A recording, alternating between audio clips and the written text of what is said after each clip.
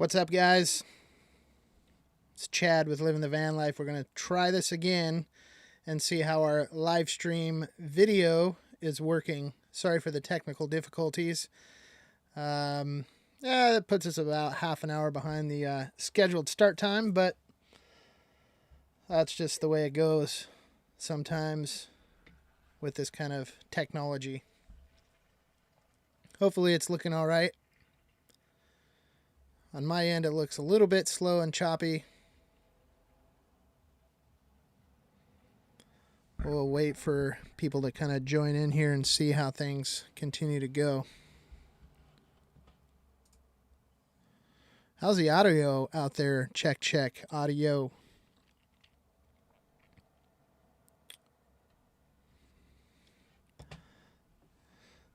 Sounds like it might still be a little bit choppy on your guys' end.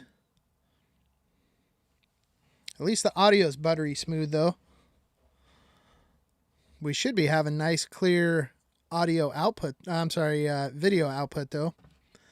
Was kind of my goal with all of this. How's everybody doing out there this evening?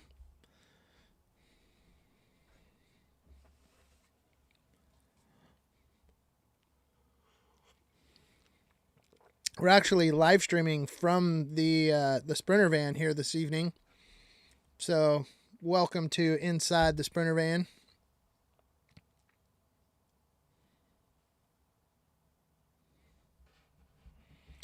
And definitely sorry to have had to close the live stream here a few times. That's unfortunate.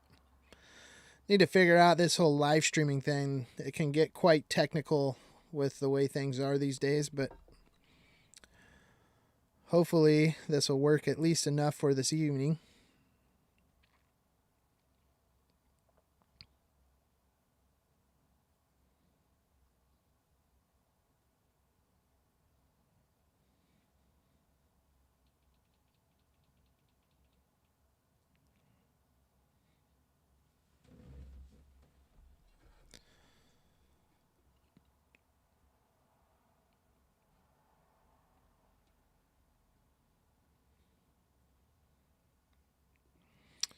Hopefully not too laggy.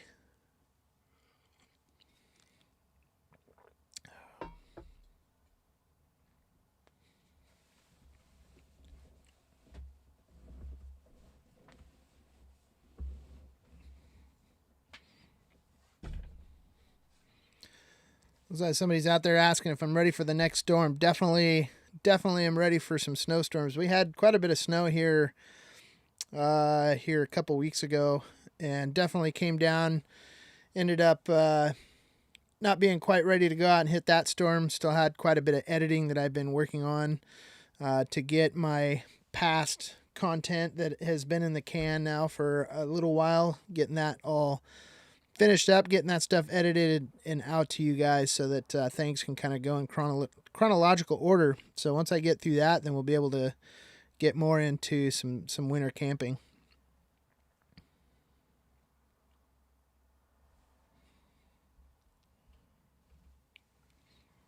I got somebody asking about solar panels on this here particular van. And at this point, I don't have any solar panels actually hooked up to the Sprinter van. Now, the battery system is all set up for solar panels. In fact, I've got wires all the way up to the roof rack where it can, I can hook up solar panels and make that work. But at this point, I actually have an auxiliary alternator that I've installed here on the Sprinter van, and because of my Battleborn lithium batteries, I'm able to pump 280 amps or up to 280 amps worth of power directly to those batteries. So having that auxiliary alternator really helps pump a lot of power into it. I would have to put it would be about 3,000 watts of power is what that the alternator is putting in. So if you can imagine how many solar panels it would take to get that same amount of power that the alternator is getting, there wouldn't be enough room on the van. So with being out off grid, running all the camera equipment, sitting here editing on my laptop, doing exactly what we're doing here tonight, live streaming. We're here in the Sprinter van. Everything's being run off of the Battleborn batteries, and it uses a lot of power. And if I was just relying on solar, it would take a long time to recharge it. So the alternator is nice. It charges a lot as I'm driving, so that's good. I got a question out there if I am actually still full-timing it in the van, and yes, that is correct. I still live full-time in my van. I've got a small office space up here in the Pacific Northwest. It's about 200 square feet, and it's got a desk in it that I am able to go and edit in. The videos require quite a bit of time to edit, so it's nice being able to escape the van for a little bit and go edit in the studio. But other than that, every night is spent here in the van, so still living it full time. And really, if I've been in town and not out on a trip on a plane somewhere, I'm here in the van every single night since October of 2018 has been full time. But I started full time van life back in 2011. So,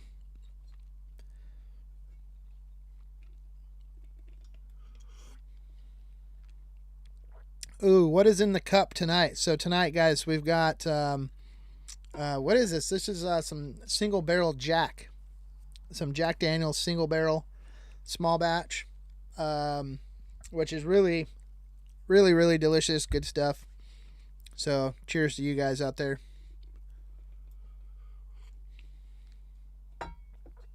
Let's see. Got some friends and family helping field questions, which is great because I get a lot of questions that fly through the feed, and it's hard to keep up with all of them. So having a little bit of external help field the questions, and they text them to me here, so I'll be looking occasionally here at my phone to see what people are asking out there on the live feed. Before van life, did I do a lot of tent camping? No, actually, I mean, I did a fair amount. As a kid with family, we'd go out and go camping. But I've never been a big, backpacker on foot, out hiking in a tent. That's really what van life kind of got me into, is getting more out into the backcountry and more appreciation for getting way out there. But not a ton of tent camping experience prior to van life.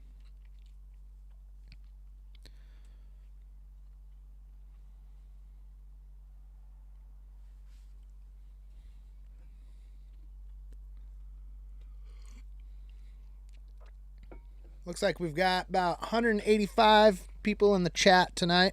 Super cool to see everybody joining on board. Let's get a shout out from where everybody's at. Where's everybody at from?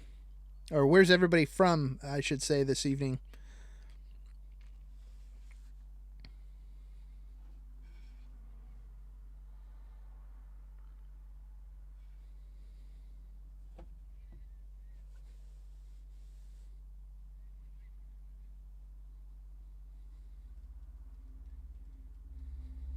Oh, there we go. Now everything's pouring in. Awesome. Wisconsin, Australia.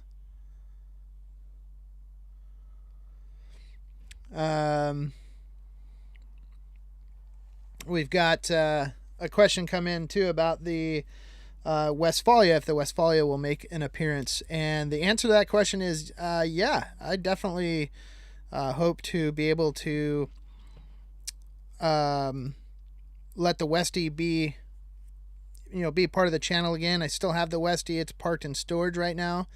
In fact, I just got back up here to the Pacific Northwest here a few weeks ago and made it over just the other day to go check out the Westfalia, and it's looking good. It's in good shape. Making sure that no moisture is getting into it. So my plan is in the next couple days or the next week or so is to get over there and get it started and just go out and take it for a test drive, blow some of the cobwebs out of it. But it needs a little bit of maintenance. It needs a little bit of work before it gets out onto any sort of van life adventures for YouTube. But it'll definitely be back eventually. I've just been hard at it trying to, I was on the road for 4 months in the Sprinter van and just collected just a ton of content. And so I've been hunkered down, working hard on editing that stuff. So to get you guys more content. Also, there is a super chat from Drive Surf Camp for $7.99. Want to thank Drive Surf Camp for that. Super chat coming in here, and he's got a filmmaking question. How did you find the transition of your editing workflow to 4K? Did you need to get a new laptop? Thanks for all you do, Chad. Thanks, Drive Surf Camp. I really appreciate that question. That's a good question, actually. I kind of started switching over my workflow to 4K here last spring. It was a little bit of an adjustment, mostly just in the amount of storage that it takes to produce 4K content. And with the kind of style of shooting that I have to do in order to capture this stuff, being out there solos, the camera has to run an extra amount of time while I drive back and forth in front of the camera or am working in front of the camera. So I end up with a lot more extra footage than what I need, and shooting that in 4K does require a lot more storage. So that's been one adjustment that I've had to do. But so far that's worked out okay. My laptop actually runs just fine with the 4K. For the YouTube videos, I don't shoot any 4K RAW. The 4K that I'm shooting on my Canon EOS R5 is 8-bit. And so the laptop handles it quite well. The files when I export for YouTube are a bit higher, and it takes me a little bit longer to upload them. And it's always tough being out on the road and finding decent upload speeds. Getting decent speeds on Wi-Fi seems to be not too bad, but the key part about Wi-Fi is finding a good upload. A lot of times you can find really fast download, but the uploads are really slow. So that's a challenge for us content creators that are doing all this stuff on the road. And 4K's definitely made a difference with all that. But to be honest with you, I feel like I've found a groove in the 4K, and it's actually going quite well. So I'm happy to have made the adjustment for sure.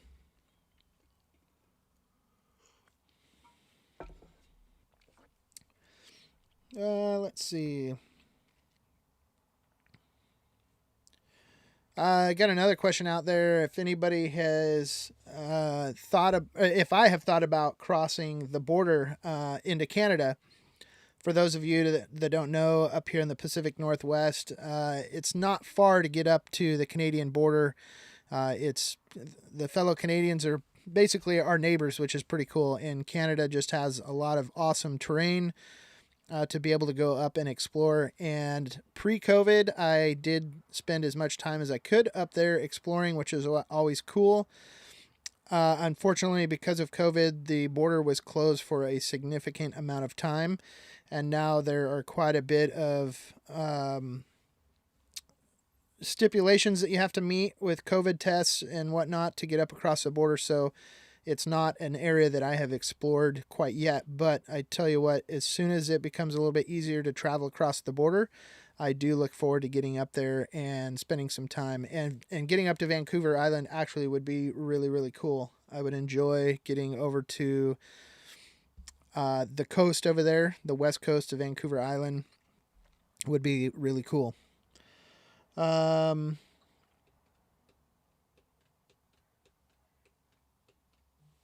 So, and to that note, another question was anybody or asking if I've ever considered going across the border, like down into Mexico. And actually, for those of you that are on the live stream tonight, I did post a little bit about it on Instagram for anybody that follows the channel over on Instagram. But on my last trip, when I was on the road here for the last 4 months, I did make it down into Baja, Mexico.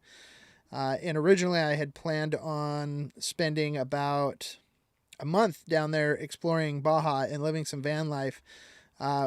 My first night when I got down to Ensenada, I ended up joining a race team. I met some complete strangers in a parking lot in Ensenada, just about an hour south of the border. And they ended up being a Baja 1000 race team. And so I jumped on board with those guys. They invited me to join the team and kind of follow them through the race. And I ended up doing the whole entire peninsula in 3 to 4 days of just total chaos in the off-road racing world. And that was just a blast. So I'm actually working on editing that content right now. And so that will actually be the next video coming out, is this crazy adventure with this race team down through the Baja and racing the Baja 1000. So you guys will have to be looking out for that. So yes, to answer your question, I have been down to Mexico. Ended up doing it a lot quicker than what I had anticipated. So I definitely will be going back to explore Baja, because that is the Wild West down there for sure. And looking forward to spending more time for sure. Let's see. Also, another question, people asking about what is favorite type of whiskey. That's a good question. Gosh, any whiskey that starts with a W is a good whiskey. I like a Canadian whiskey. Canadian whiskeys are cool because they are a little bit less sharp than a bourbon. I also do like bourbons, but I'd say my favorite would be a Canadian. Something like a Pendleton. It's nice, smooth, a little bit on the sweeter side of whiskey. It's really easy to drink. So a Pendleton is nice. Canadian Club, you know, when you want to save the pennies, Canadian Club's actually a pretty decent option for sure. So yeah. Also, bourbon's good. I enjoy a good bourbon, and I like to drink it mostly with an ice cube or two. I don't mind it drinking it neat. In fact, tonight, right now, I'm actually sipping on some single barrel, I guess it is, Jack Daniel's single barrel, and tonight it is neat, so, which means with no ice. So, yes. Lots of questions coming in. Trying to field as many as I can here. Let's see. What else do we have? What was my motivation for van life? That's actually a really good question. Gosh, back in the day, I'd been working construction for 18 years. I had found my love and my passion for photography and filmmaking, and just got tired of, working the normal 9 to 5 and working for the man, and decided that I wanted to be doing something that I love to do. And, that was filmmaking and photography, and my means of being able to quit my full-time job, my full-time career, and afford to start over making nothing and start from scratch on a new career. Van life was my answer for that. And so in 2011, I started living in my van in pursuit of becoming a professional photographer and filmmaker. And over the years, I've had many, many awesome opportunities to, make that a reality. And because of that, I've gotten to travel the world, meet a lot of great people, develop a lot of great relationships, and to come full circle here in the recent years, this YouTube channel has become a full-time career for me, and which is awesome, because now I get to apply all my filmmaking and photography to van life adventures. And because of you guys, the audience that have developed here on the channel, I get to bring all of that fun stuff home to you. So that's been my motivation for van life over the years, is just doing what I love to do. And, yeah, so here we are. Now we've got a YouTube channel where we all get to, hang out and do enjoy the videos and stuff, because I enjoy making them just as much as you guys get to watch them. Got a couple of super chats. We got James with $4.99 super chat. How often do you restock on groceries and other supplies? That's a good question. A lot of times when I go out for these backcountry adventures, I usually plan on enough food to last me 2 to 3 days. Because a lot of times what I'm doing is I will find a route that I can do in 2 to 3 days. I'll stock up on food for that, and I'll go out and I'll shoot, I'll camp, I'll film, collect all the footage for a episode, and then I'll head back towards town where I'll spend a day or two kind of hunkered down and edit that episode. And then at that point I will restock on groceries. But my whole theory is, rather than carrying just a ton of food on board, might as well just let the grocery stores kind of carry that burden and just hit the grocery stores more often. That way we can keep things minimal. So that's how I do the groceries. And then also we've got another super chat here for $10. I've been recently diagnosed with congestive heart failure, and I'm only 38. Your videos have kept me sane while I've been trying to figure out on what the next step is for me. Thank you. Gosh, I'm so sorry to hear about your diagnosis. I really hope that you're able to find a solution for that, and really appreciate the kind words about the videos. And to be honest with you, it's hearing things like that that really, keep the light at the end of the tunnel for me, and that what is going on here with the Van Life channel is going to a good cause, and it's so much positive feedback like that I get to hear. So I really appreciate that. That means a lot to me, and those go a long way. So I really hope that that things go better for you on the heart failure. I'm very sorry to hear that, and just keep the faith, keep your chin up, and hopefully things work out. Sorry to hear that. Let's see. Lots of other questions here. Let's see. Got another question here that what is your long-term thoughts on the diesel heater?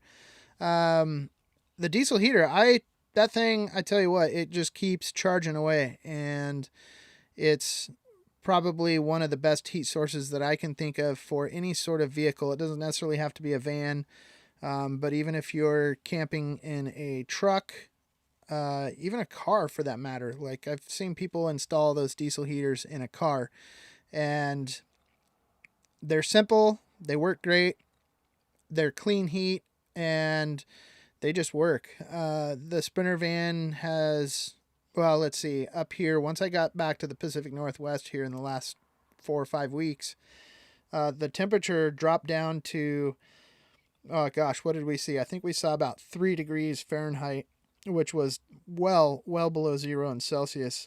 And the diesel heater kept up well in the Sprinter van. I had quite a few seasons of experience with it in the Westfalia, and it proved itself there. And so I put the same heater here in the Sprinter van, and so getting down to 3 degrees Fahrenheit, that was a good test for it, and it held up well. So I still highly recommend it. Let's see, we've got another super chat from Pat Bateman. Pat, thank you for the $5 super chat, much appreciated. His question tonight is, hey Chad, been watching a while. Love the content. Thanks for doing what you do. Do you think you will hit up San Diego or Mexico in 2022? Yeah, hopefully. That's definitely the goal. In fact, I was just down in that area September, October, November, and December as well. Anytime I'm down south, San Diego is kind of my go-to area. I love the beaches up north of San Diego and North County, getting up into like Encinitas and stuff like that. Love hanging out up there. And after visiting Baja, Mexico here in November and getting to just have a bit of a taste of Baja, Mexico, I definitely will be back there in 2022. We've been making plans to get back down there, and I want to go down with a couple of vans, a couple of friends, and just really get to spend some time exploring Mexico and getting to know that better. So definitely will be doing that for sure.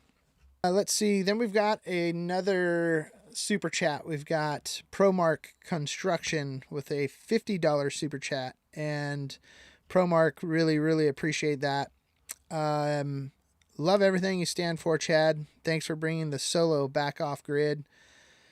We've been using in our Sprinter for a couple years now. What is the name of the wind block you used when you cooked with the Epic family? So let's see. The Solo, yep, definitely brought the Solo stove back. I had one, that I used for a couple years. Everybody grew to love that on the channel, and I grew to love it. It's a great fire pit. It's compact. It's sturdy. I didn't have any obligations to Solo Stove. They're not a sponsor or anything like that. The Solo Stove is something that I found and tried and just really loved. And I thought I would give a couple other different fire pits a try. And I tried the pop-up fire pit and just didn't find it as sturdy as what I'd liked. I loved the concept of it, the fact that it would fold up into a spot. It folds up into a carrying case that's about the size of a standard camp chair.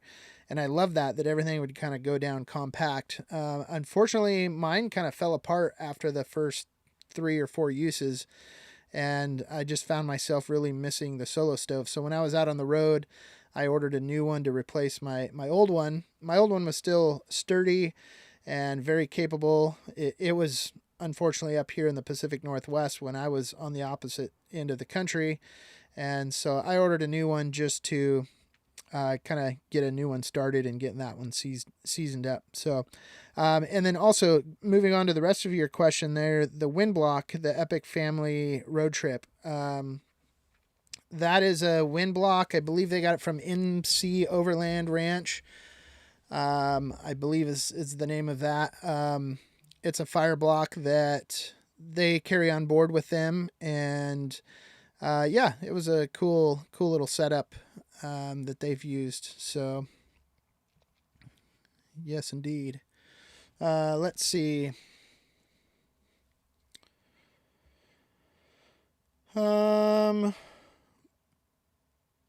Let's see. Oh, and it looks like we've got Trenton. Trenton is in the chats here. What's up, Trenton?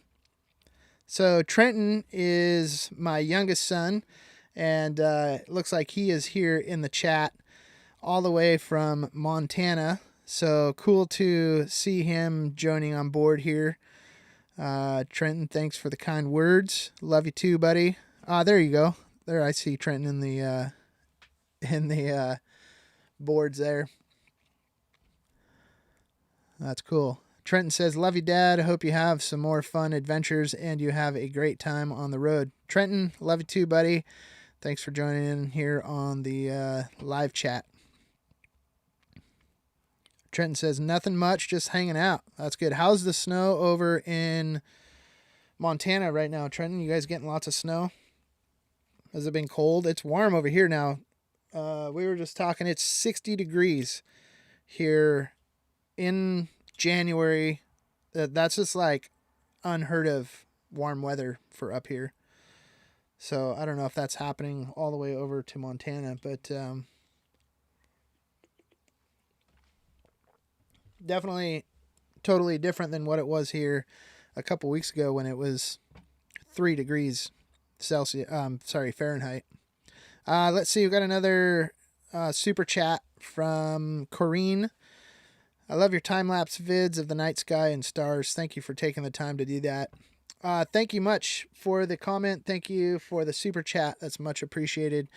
The time lapses are something that is really fun for me. It's an opportunity where I get to combine both of my passions of still photography and filmmaking. And basically the way that I capture the time lapses at night is I'm using a still photography camera. I use my Canon EOS R, but I capture the time lapses by capturing the still images.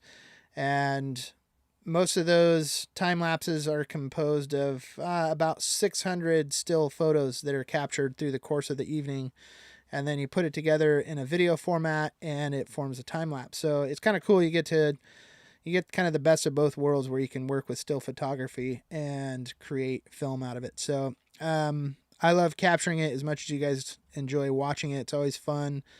It's kind of like a little bit of a treasure where you get to set up the camera at night and you kind of let it do its thing as you go to bed and get a night's sleep, and you wake up in the morning to find out what kind of treasure you've captured. So the time lapses are always super exciting to work with. Drive Surf Camp with another super chat, $7.99. I'm assuming because it's got the A in front of it that is Australian dollars. And looking here at the comment, looks like it's Australian dollars. So that's cool coming from Australia. Drive Surf Camp asks, is there any part of the process of creating videos or even van life that you don't necessarily enjoy? Gosh,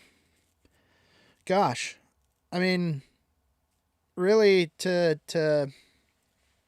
make a living out of it and do it full time, you've got to learn to grow. You got to grow to learn to grow, learn to love every aspect of it. And I feel like that's what I've been able to do. The editing is a ton of work. It's a lot of work to shoot the content, and doing it solo. You've got to pick your shots, but then you've got to go out and you've got to set up the camera, and then you've got to drive past it. And then you got to turn around and go back and get the camera, and so on and so forth to capture the entire story. It's a lot of work, but it's enjoyable. I find that I enjoy every aspect of it, but the editing can kind of drag on. And, I had probably 5 or 6 videos in the can that I've been, spending the last 4 or 5 weeks editing. And so I've really had to hunker down and just focus on editing. So if I had to pick any of them, it would just be hunker down in the studio, or, even when I'm hunkered down in the van, just working and editing. That gets a little draining because, I mean, let's face it, the whole idea of being out in the van is out exploring and seeing new stuff, not sitting somewhere parked and editing.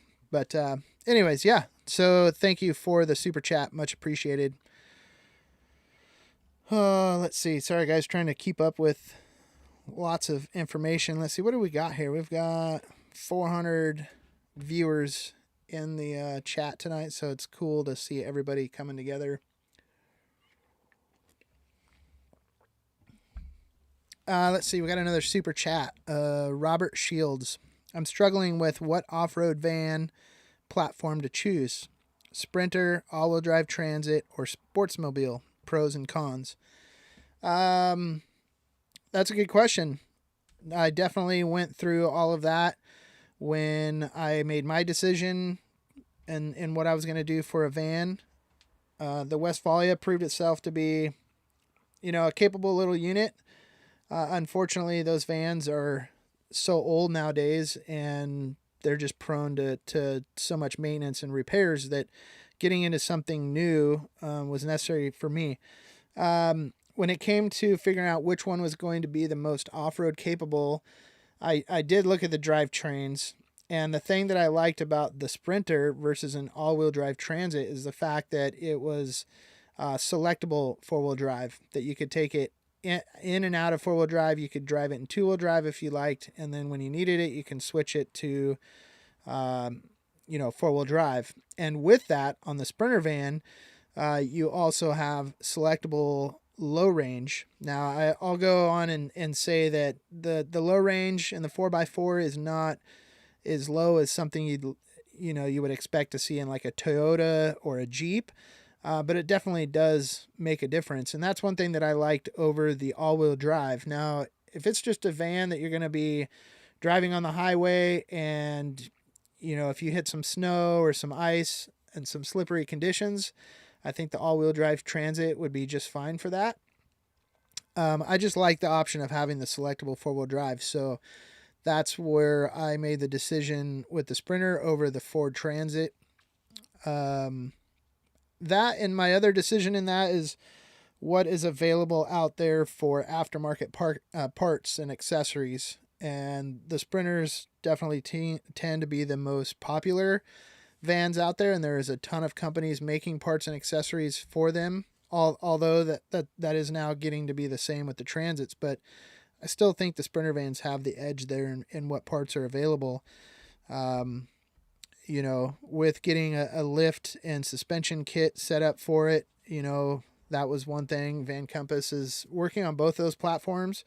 It kind of Sprinter van platform a little more developed, so that was a lot for me. That's kind of the nice thing about the Sportsmobiles is that company, Sportsmobile takes, their brand, their setup, their design, and they put it on a Sprinter. I believe what they're building now are Sprinter vans. It used to be the Ford E350 vans that they used to do their kits on, and so now I think they're doing them on the Sprinter vans, if I understand correctly. So that might go, help you make your decision too. If Sportsmobile is picking out Sprinter, then there might be an advantage there that they're seeing as well. So yes, let's see here. Let's see what else we've got going on here. Oh, and I did see that Trenton answered with the temperature over there in Montana. Looks like about 28 degrees Fahrenheit. So that's pretty chilly. Not as cold as it has been up here, but 28's a lot colder than the 60 that we're having here. And then I did see another comment from Trenton here. Trenton said, "Gots to go. Love you, Dad, and good night." Love you too, Trenton. Thanks for joining on board again. And we'll chat you soon, buddy. Thanks for joining. Love you lots. Let's see here. Sorry, guys. I know there's tons of questions, tons of comments. I'm trying to get to everybody. So I got another super chat here for $5. Hi, Chad. Love the content and just wanted to show a little support. If you had to change one aspect of my van, what would it be and why? Thank you so much. Really appreciate the support. These super chats are always fun, and appreciate that. That helps put fuel in the tank and beer in the fridge, or maybe not beer, but maybe whiskey at least in the cup. So cheers to that. Really appreciate it. If I had to change one aspect of the van, oh man,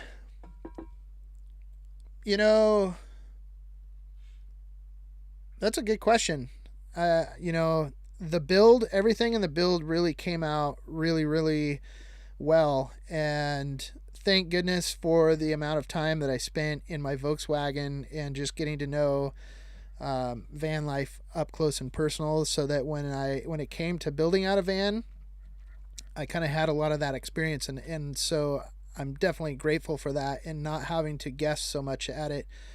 But even when I did build out the Sprinter van, it was a lot of sitting and thinking and planning and sitting and thinking, because really when you build this stuff out, you've almost got one chance to do it right, unless you want to plan on tearing everything back out. And I tell you what, after spending all the time to get everything in here, the last thing I want to do is tear something out just because I want to move a plug to a different location. So, I would think, if anything, overall, it would be maybe a little bit more four-wheel drive capabilities. I kind of knew going into it that I was getting a platform that, yes, while it did have four-wheel drive, it's not built to be a trail machine. And I knew that. I knew that going into it, and was planned to deal with that. I wasn't naive to that idea.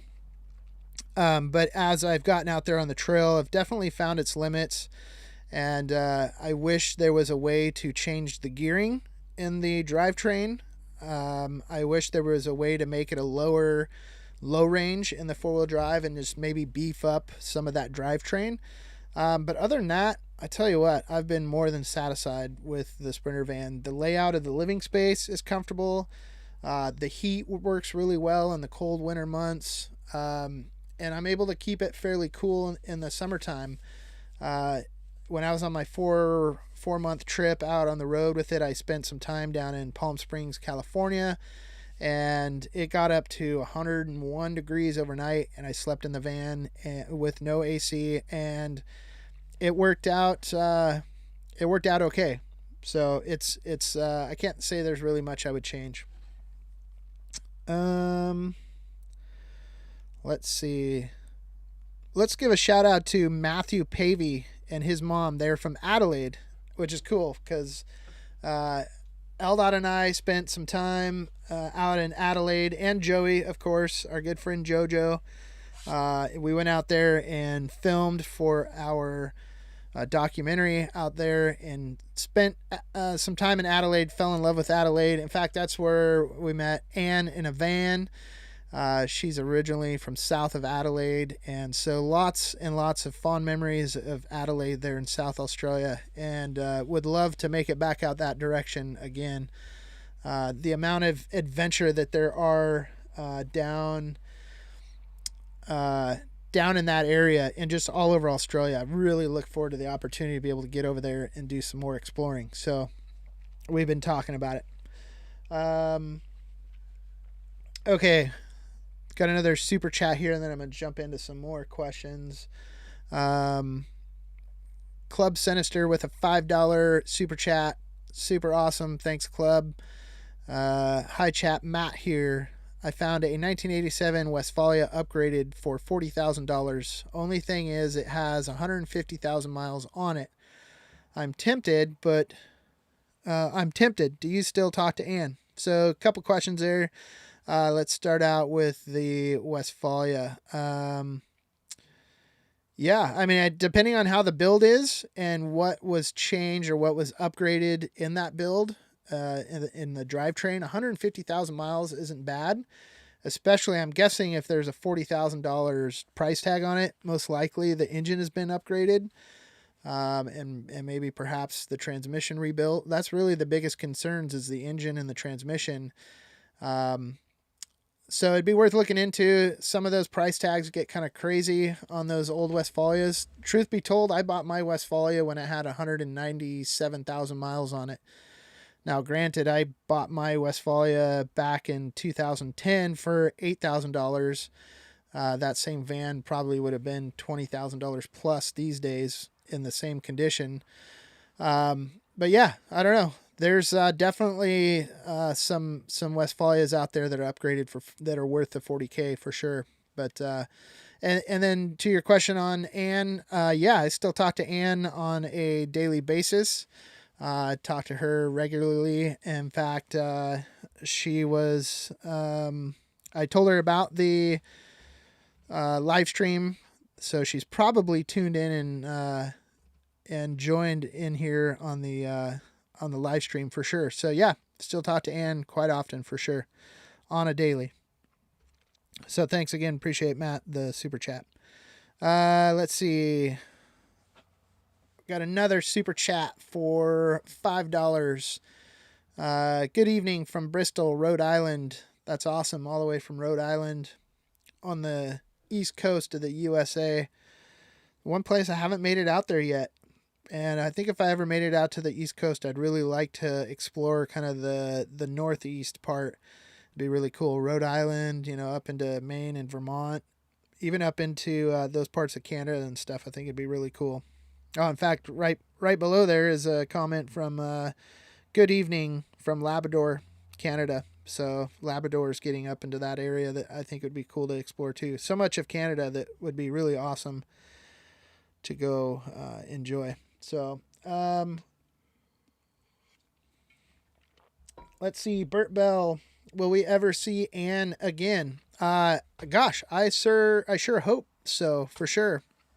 In fact, I think one of the fun things that would be to do is, as soon as this whole COVID thing kind of, wraps itself up and we figure out how to deal with it, that we can get over to Australia. I would love to go over and spend some time in Australia, spend some time with Ann, go create some videos. I really want to get over there and rent one of their pop top Troopies and spend some time out traveling in that. There's so much cool stuff to go out and see in Australia. So to be able to go over there, hang out with Ann, get her on board for some adventures, create some videos, some content, and get her back on the channel, I think it'd be cool. Ann in a van for sure. Let's see, I'm getting some updates. It looked like Ann had to jump off the live stream and head back to work. So unfortunately, gosh, I didn't even get to see her on the live feed. So many comments coming through. So let's see. Oh, winter. Let's talk about winter content. In fact, actually, before I do that, I had another super chat come in here from Amphibious North with $6.99 Canadian super chat. Hey Chad, come in to Ontario.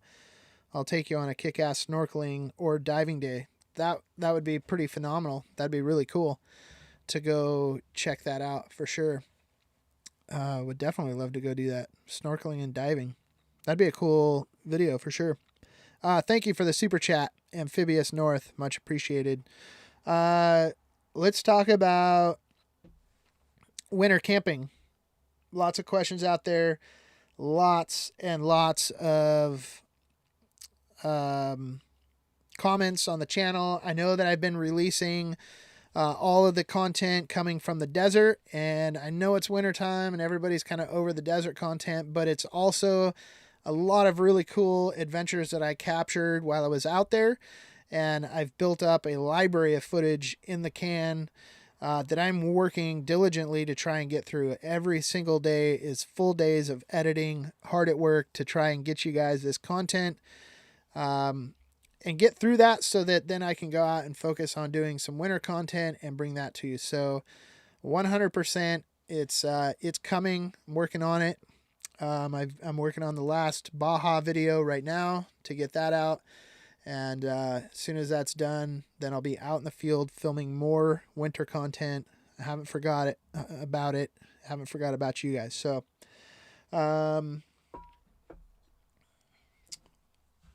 yes, let's talk about the e-bike. Everybody gets to see it on the back of the Sprinter van. In fact, when I had the Westfalia out on the road the year prior, I had my e-bike with me. It is a Norco Range e-mountain bike, and that thing is super awesome. Love that thing. When I was out in Moab, I found that I just enjoyed that to its fullest extent. So when it came to building out the Sprinter van, one thing that I really wanted to do was make sure I had a spot for the mountain bike, because getting out into the desert Southwest, it's a great opportunity to have the mountain bike on board and really get out and enjoy the terrain that they've got out there. So yes, e-mountain bike. It's a Norco Range, full suspension, downhill mountain bike. We've got another super chat from Shucks and Vans. That's coming from Chris over at Shucks and Vans. And Chris, thank you so much for the super chat. If you guys have been watching my Sprinter van build videos and any of the builds afterwards, especially the van tour video, Chris has developed just an awesome line of products that have made my life here in the Sprinter van so much better. His overhead cab shelf system has been a game changer just in having a spot to store stuff up overhead. The driver cab in the Sprinter vans are really tall overhead. In fact, you can pretty much stand up out of your driver's seat and have plenty of headspace. And Chris has come up with a solution to where you can turn a lot of that space into storage. And not only does it end up being great storage, but he's also developed a curtain rod that goes across that space. And I've got a curtain that I tug across there. And for any sort of urban stealth camping, or heck, any camping for that matter, It's a quick, easy solution to be able to block off your windshield and your side windows when you're camping, and it turns the backspace here into a nice private space. So and then also, gosh, let's see. I've got a whole bunch of stuff from Chris over at Shucks and Vans. The gray water tank that is down underneath the Sprinter van. I've got an onboard sink here that drains into a gray water tank that Chris has designed and developed with a nice heavy duty skid plate that's underneath. The cool thing about that gray water tank is that I installed a switch on my dash, so it's nice and convenient when the gray water is full after using my sink and washing dishes or whatever.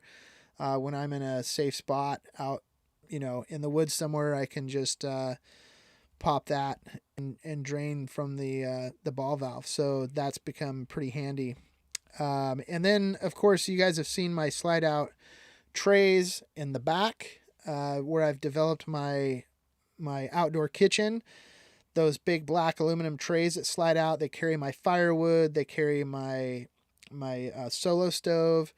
Those are also from Chris at Shucks and Vans. So a lot of his products are coming in handy here on the road and making van life much, much more doable. So really appreciate Chris and everything he's done. And not only that, but he's become a really good close friend. So it's been really great working with those guys over there for sure.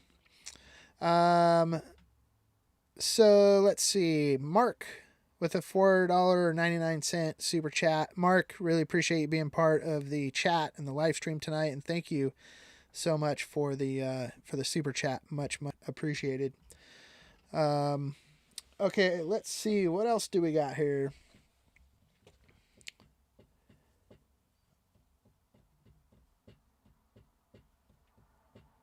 Let's see. It looks like we've got a question from somebody that says, I don't want to drill holes in my Sprinter. What's the best way to get a bed in? That's definitely, a lot of the concern that goes into building a van is how do you properly and smartly put in any sort of fasteners into your Sprinter van. The last thing you want to go do is just driving sheet metal screws into your van. And that was one thing working with LDOT here in the Sprinter van as we built out both of our Sprinter vans, is really coming up with the best possible solutions. Nobody wants to just go cutting into the Sprinter van, but at some point you have to. And what we ended up doing is using riv nuts. And with the riv nuts, it's kind of hard to explain without actually showing them, but it's basically a bit of a rivet type device that you put in with an air tool. You have to drill a hole into your van and into one of the ribs. But ideally what you want to do is anytime you cut into sheet metal, you want to use a solution that's going to be rust preventative. And then you can install these riv nuts, and they apply like a rivet, and then they give you a threaded option. And so that's what I did on 95% of any sort of fasteners that I had to install here on the Sprinter van. Riv nuts, and then you can use a fastener, and it provides a nice permanent secure way to fasten things. So most of my bed platform, which I've got the Flare Space bed, all of that's been installed with riv nuts and whatnot. So hopefully that answers that question there. Let's see, look at some other questions here. I think another good question, or another good subject to talk about here is, do you recommend the Mercedes platform after the recent issues? For those of you that didn't see, one of my recent videos was a little bit about the drivetrain issues that I had here on the Sprinter van. And I found those issues after really going out and pushing the Sprinter van off-road. And like I said, I understand that the Mercedes platform isn't made to be a rock crawler. It isn't made to be an off-road four-wheel drive. And but I kind of took that on as a challenge to see just how capable we can make it. And in that process, found that my front differential came loose, had some loose mounting bolts for the differential, and also the axle bolts.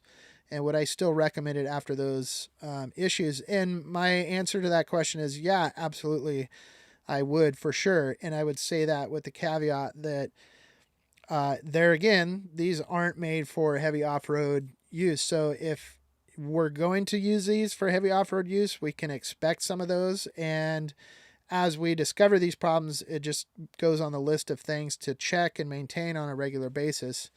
In fact, just the other night, when I did an oil change, I crawled under there just to inspect things and make sure things were still holding up. And sure enough, but yeah, I don't think it's any ding against Mercedes of never buy this again by any means. So that's where I'm at with that for sure. And sorry guys if the video's lagging. I know I'm just gonna have to do some research on how to better get this live streaming to flow properly. The last time I used this setup, actually had really good luck with it, but it's not something I use on a regular basis. So unfortunately, it's not something that I'm super familiar with, but I'll work on getting that set up next time. Tonight's live stream was just a little bit of a last minute thing that we threw together. So unfortunately, having a little bit of hiccup with the visuals, which is never something that I like having problems with. I always like to try and get the best possible images. Just kind of become second nature. Okay, let's look at some more questions here. Another question is, can you run the diesel heater while driving? I have it installed. Now, when I had it installed in the Volkswagen, I drove with that thing nonstop all the time, and it was always just fine, and it worked out. Now, technically, those heaters are considered parking heaters. Now, I don't think they were made or designed or meant to be used while driving, but it's always worked out for me in the Westfalia. Now, that being said, here in the Sprinter van, have had several hiccups or several issues with it driving. If I don't have the heater turned, up in its higher range, I think it's just how the air moves underneath the Sprinter van and creates a bit of a vacuum around the intake of the heater. It kind of has caused a little bit of issues, and it occasionally will blow the heater out while driving. So, yeah, sometimes they can be used while driving. I haven't figured out anything that would be dangerous about it. But there again, you've got to do that research and take that risk on yourself. I can't vouch for you there. Let's see.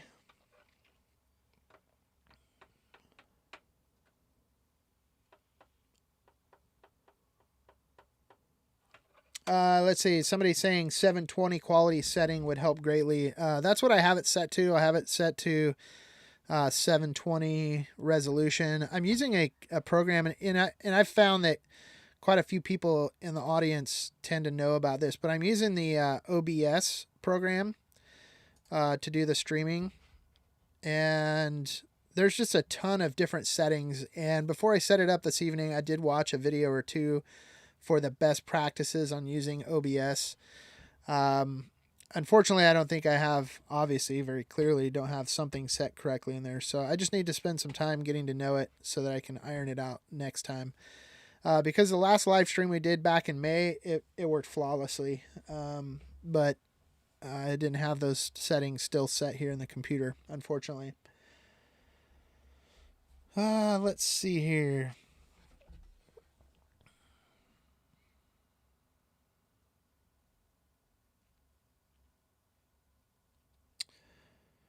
Let's see. I have a couple different questions here, kind of regarding my favorite place to travel or perhaps my dream destination. And gosh, that's a tough one because it all kind of depends. Each location kind of has a favorite place in my heart for different reasons. I love Moab because of the amount of exploration that is to be had out there. There's endless off-roading and backcountry out there, so Moab is fun. Have traveled a lot overseas with shooting the different films and working for clients and stuff. Spent a lot of time over in Europe. I would say probably my favorite places in Europe would be either France or Portugal. Definitely a lot of beautiful areas over there that we've been able to travel to and work in. And I would love to go back over there. And then, of course, as I mentioned earlier, I've had the opportunity to travel over to Spain. Sorry, not Spain. Yes, Spain. But what I was referring to is Australia, and over there hanging out with Anne in a van, and of course doing our film production over there. Australia is definitely up there on the list of a favorite place to go and travel. Love it over there, and can't wait to get back over there again. Because talking about exploration and backcountry out there is pretty unreal. Most recently, I would say a favorite spot that I've discovered, and I've wanted to go there for a long, long time, was Baja, Mexico. I've always kind of viewed Baja, Mexico as kind of one of my dream destinations for a long time, and finally got to go down there back in November. Although I didn't get to spend as much time as what I had hoped originally, but I kind of chalk that up as a scouting session, and we'll be going back down with some friends to go down and explore more, be more involved with the Baja racing and the friends that I made there, and yeah, just go explore more of that. It is the Wild West down there, and can't wait to go see more of what it's all about. Let's see. Let's talk about, we kind of touched base earlier on it, but it was kind of at the beginning of the live stream tonight. But talking about the solar panels, and that is always a question that I do get in the comments quite a bit, and just kind of in general. When designing the battery system for the Sprinter van, I definitely took solar into consideration, and I'm all set up and installed with a solar charge controller. I've got a Victron MPPT solar charge controller. It's installed, it's wired. The wires are ran all the way up to the roof rack up on top. At this point, I have not installed the solar panels on board because my main method of charging on the Sprinter van is the auxiliary alternator that I installed on the engine. Now that alternator is a 280 amp alternator, and because I'm running the Battleborn lithium batteries on here, which will take just an immense amount of power into them, you can throw a significant amount of power to them. And so, because they are lithium, and that's just the nature of lithium batteries and how Battleborn's designed them, so I technically can throw up to 300 amps of charge at those batteries, and that alternator that I have installed will charge up to 280. So it's just a great way to charge the batteries up very quickly, which is important to me because I don't ever really park and sit at camp for more than a day or so. I'm always out exploring. I'll camp overnight, then I'm up the next morning and driving. So having charged my van very efficiently while driving, then that was my best option. So that's how I've got it set up now. Eventually, I will probably put probably up to about 300 watts of solar up on the top and run it that way. But in the meantime, the alternator's working just fine. Let's see. What else do we have? Another question that I get to is what I use to find my off-road trails and what I use for navigation. And that's something that I've kind of gained a little bit more experience with in the last, probably 2 years, couple years that I've really enjoyed exploring. But what I've done here inside the Sprinter van is I've set myself up with an iPad, and I have a RAM mount that I've attached to my dash, and it holds my iPad up there kind of around my stereo system area. And so it makes for a nice handy spot to be able to pull up my maps on the iPad. You got a nice big screen, and it's so much more convenient than trying to do it off your phone, because you might be using your phone for something else. If you've got to be messaging, or in my situation, I was using my phone a lot for the drone. And so it was really hard to multitask using the phone for the maps, using the phone for the drone. And so having the iPad just gives you a much bigger screen, more usable. And so on the iPad, I have Gaia GPS, or Gaia Maps, installed, and I use that application really as a map. There's so much detail on the Gaia Maps, and you can use them to lay out your routes. It's very convenient how long your route's going to be, what kind of elevations you're going to get into, and all that kind of planning is very, very important to know beforehand, especially, in the wintertime when you get into elevation, if a route's going to take you up into the snow line or whatever. So Gaia Maps, I also use OnX Off-Road to find and research any of the trails that might be in the particular area that I'm at. Then once I find a route that I want to take, I apply that over to the Gaia Maps, and then I use Gaia to get myself through there. So that's my solution at this point, and it's worked very, very well.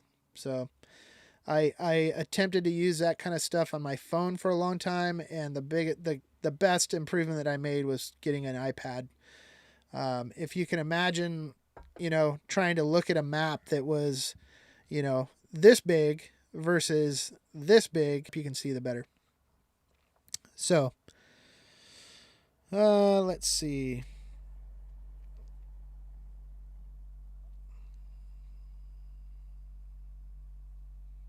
Let's see here. What else do we got?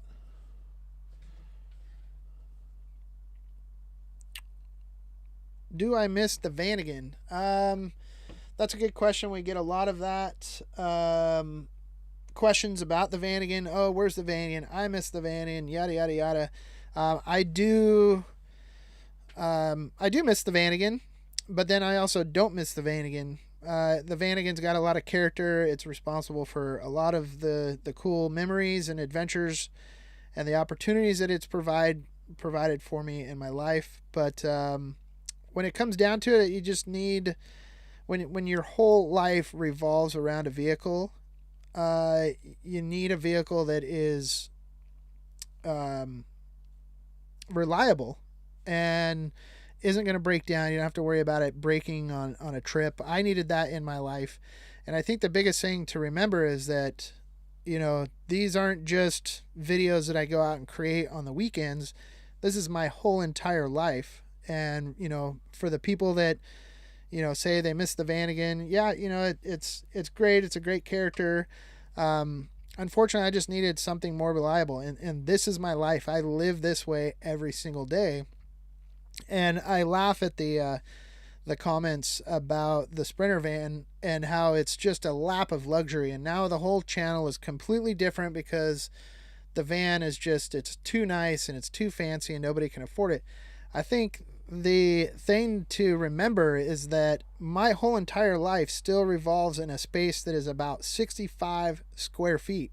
I don't have a house to go to. And so when people think that, oh, my life used to be simple and now it's not, like, keep in mind, my life is still entirely in a 65 square foot area. I think the Volkswagen was maybe, 60 square feet. So the Sprinter van, as far as square footage, isn't tremendously bigger. So it's not like I moved up to a mansion out of a shack and I'm living the high life. Yes, it's nice to have a reliable vehicle that's comfortable and I can stand up in. And I feel like most of those comments are coming from people that live in a house on a foundation that are quick to criticize that. But, it's nice to be able to stand up in the morning to put your clothes on. And that's the thing I enjoy most about the Sprinter van. That, and you don't have to worry about it breaking down. Let's see. Any crazy winter trips planned? That's another question that has been fielded. Yes and no. my plan is to, as soon as the editing done, is to go out and just hit winter content as much as I can. Unfortunately, we've got a bit of a heat wave in the Pacific Northwest right now, and it's 60 degrees right now Fahrenheit. Where just a week and a half ago it was down to 3 degrees. So as soon as the editing's done and the temperature cools back down and the winter storms start flowing again, definitely we'll be out creating more winter content. I don't have anything specifically planned quite yet of where I'm going to go, but I've got to get to that point before I can plan something. So let's see. Oh, we did have a super chat I did see pop in here. Stefan with the $10 super chat. Thank you very much. Stefan or Steven, sorry if I mispronounced that. Either way, thank you very much. Hey Chad, been watching your channel for over 2 years. Just got your new hoodie and love it. And I already have your t-shirt. Keep up all the good work. Steven, thank you very much for that. Really appreciate that. Appreciate the super chat. Appreciate the support of getting the LTVL merch. That's really awesome. In fact, yeah, Steven's talking about hoodie and t-shirt that is actually available over on the Living the Van Life website. You guys can go check it out. I've actually got, this has been my favorite hoodie. This thing is like super comfortable. I love the color. Things just, yeah, I wear this thing almost every day. Unfortunately, it's I always get it dirty and end up having to wash it all the time. But I live in this thing pretty much, so definitely loving it. You guys got to go check it out. Get yourself one. Let's see. What else do we have? What is your favorite van life recipe? That's a good question. Favorite van life recipe? Gosh, it's been fun really trying to push the limits of that and explore new things. I've got to say that I have never been, earlier in life, I've never been much of a cook. It was never something that really interested me or that I really took the time to learn. And so now getting out and creating the van life content and wanting to introduce cooking to it, it's something that has pushed me to learn more about cooking. And so that's been fun to do that. And I've learned a lot. And I've learned how fun it can be and how inspiring it can be. So I just, on the last video that you guys saw, got to cook some pad thai, which turned out really good. A lot of the challenge for me is finding a recipe that's simple enough that I can cook it and actually accomplish it, but then also something that is simple enough to do out of a van, but then also over a campfire. And so finding those recipes that work in all aspects of that it's been fun. It's also been a good challenge. But I think my favorite one is probably this dish. I haven't really come up with a name of it. It's kind of just a conglomeration of other recipes. The hominy. If you guys go back, oh man, I'm trying to think. I've done it in a couple different videos. But it's a dish with hominy and green chili and cheese and potatoes, all cooked in the Dutch oven over the campfire, and that's probably been my favorite one for sure. Let's see. We also got another super chat, $4.99, from Graph Tanker 98. Do you ever plan on doing any international trips, Canada or South America? I would love to. I definitely want to get back up into Canada. I've spent a bit of time up in British Columbia, out traveling around and scoping out, not as much as I'd like to. Unfortunately, COVID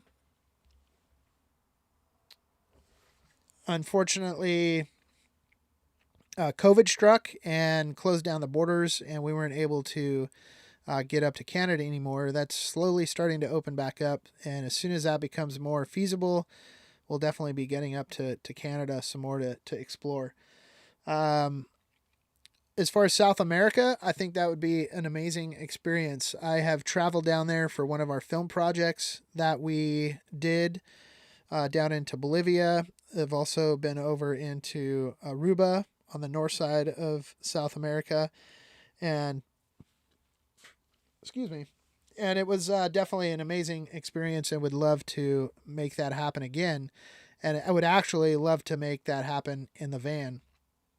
So it's been kind of in the works in the back of my head, maybe as a like a 5-year goal or maybe a 10-year goal to look into doing something like that. I think it would be a special thing, a special accomplishment to make it all the way down to Ushuaia and Patagonia there at the southern tip of Argentina, South America. So definitely. Let's see. We've got a super chat for $50 from Fix This. Thank you very much for the donation, and make sure and put that to good use. That helps put gas in the tank to get out on adventures and stuff. So very, very much appreciated. Fix This. Thank you for the $50 super chat. Much, much appreciated.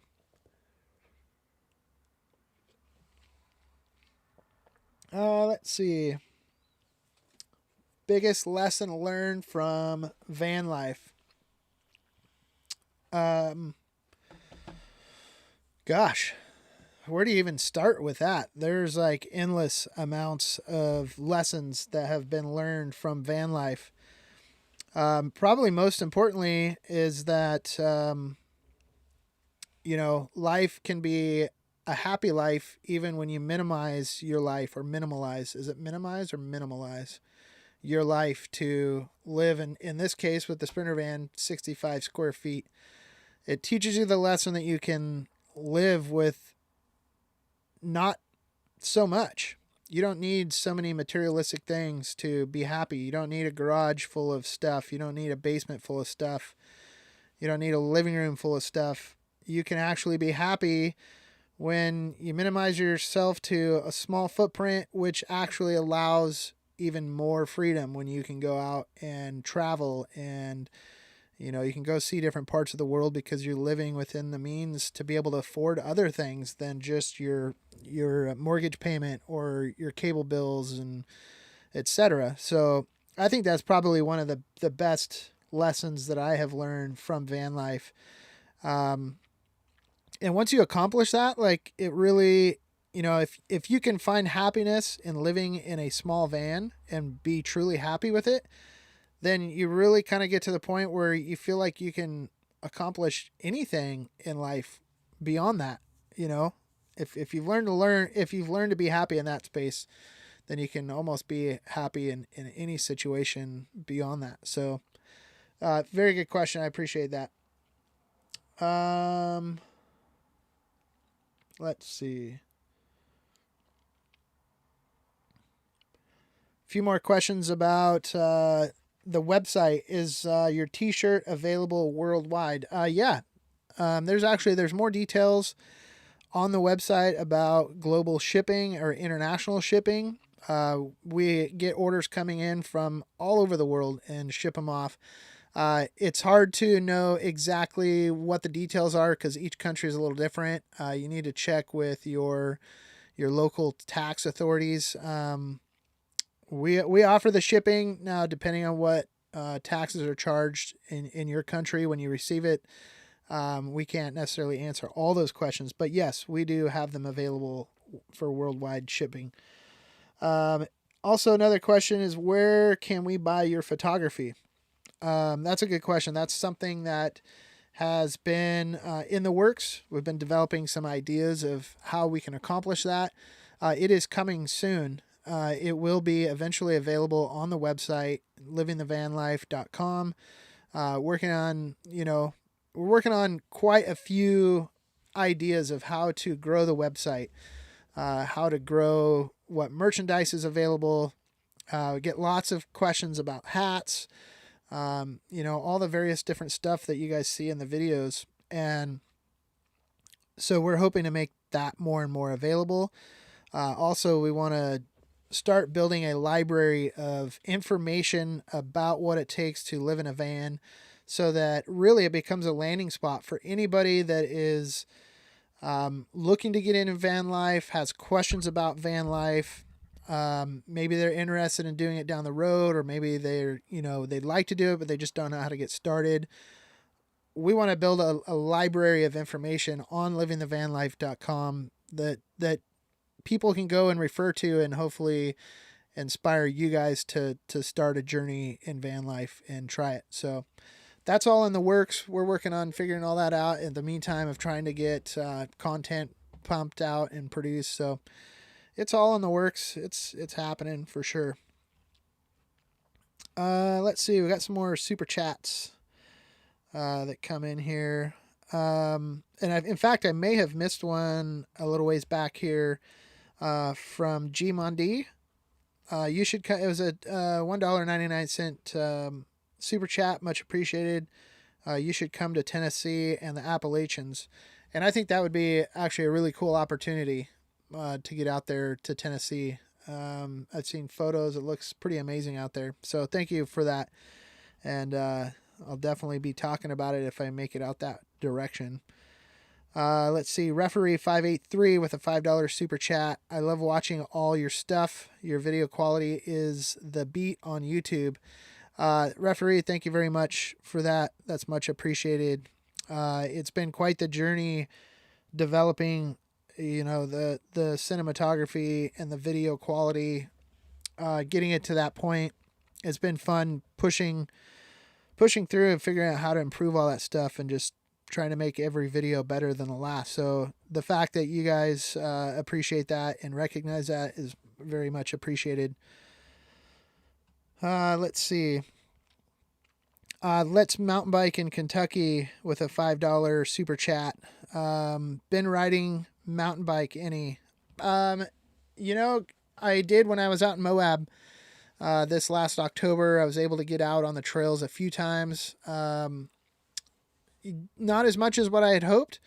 Now being back up in the Pacific Northwest, it's the dead of winter and busy, so I don't have a ton of time to go out and ride in the muddy trails. But I definitely miss it and can't wait till I get to better weather to be able to hit the mountain bike for sure. Let's see.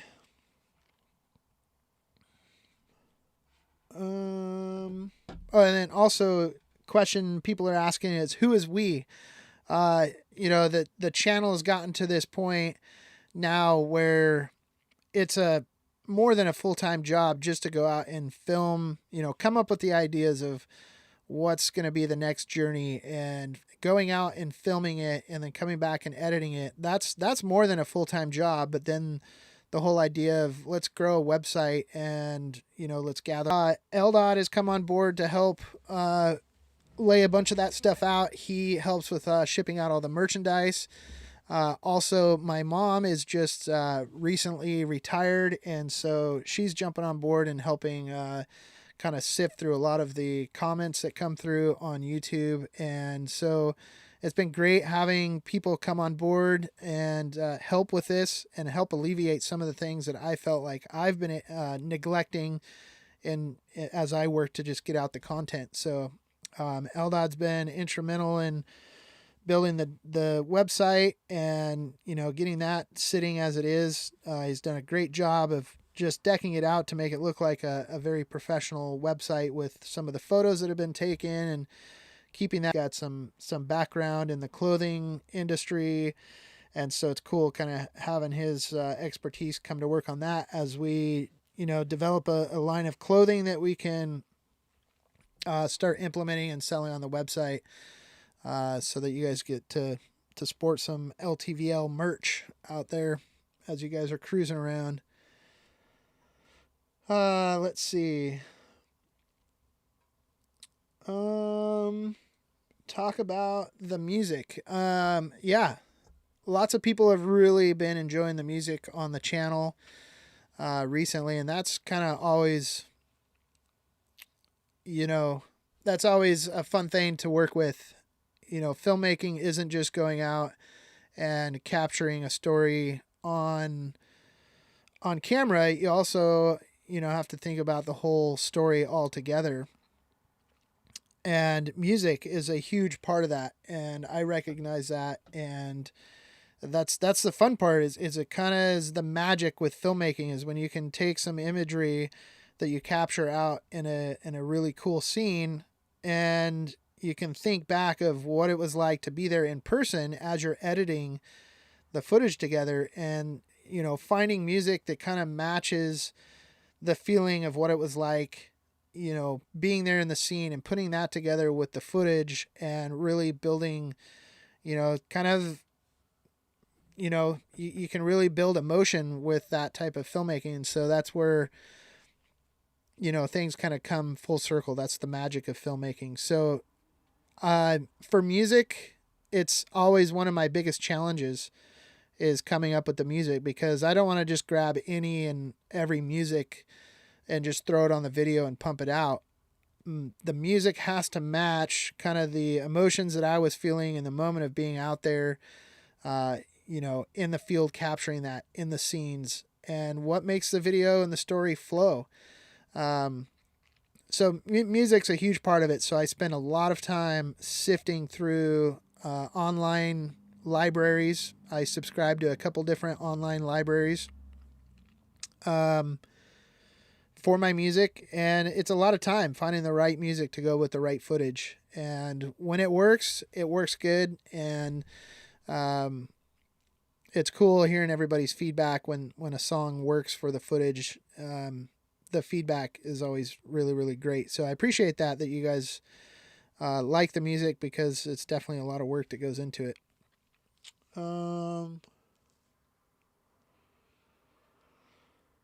Let's see here.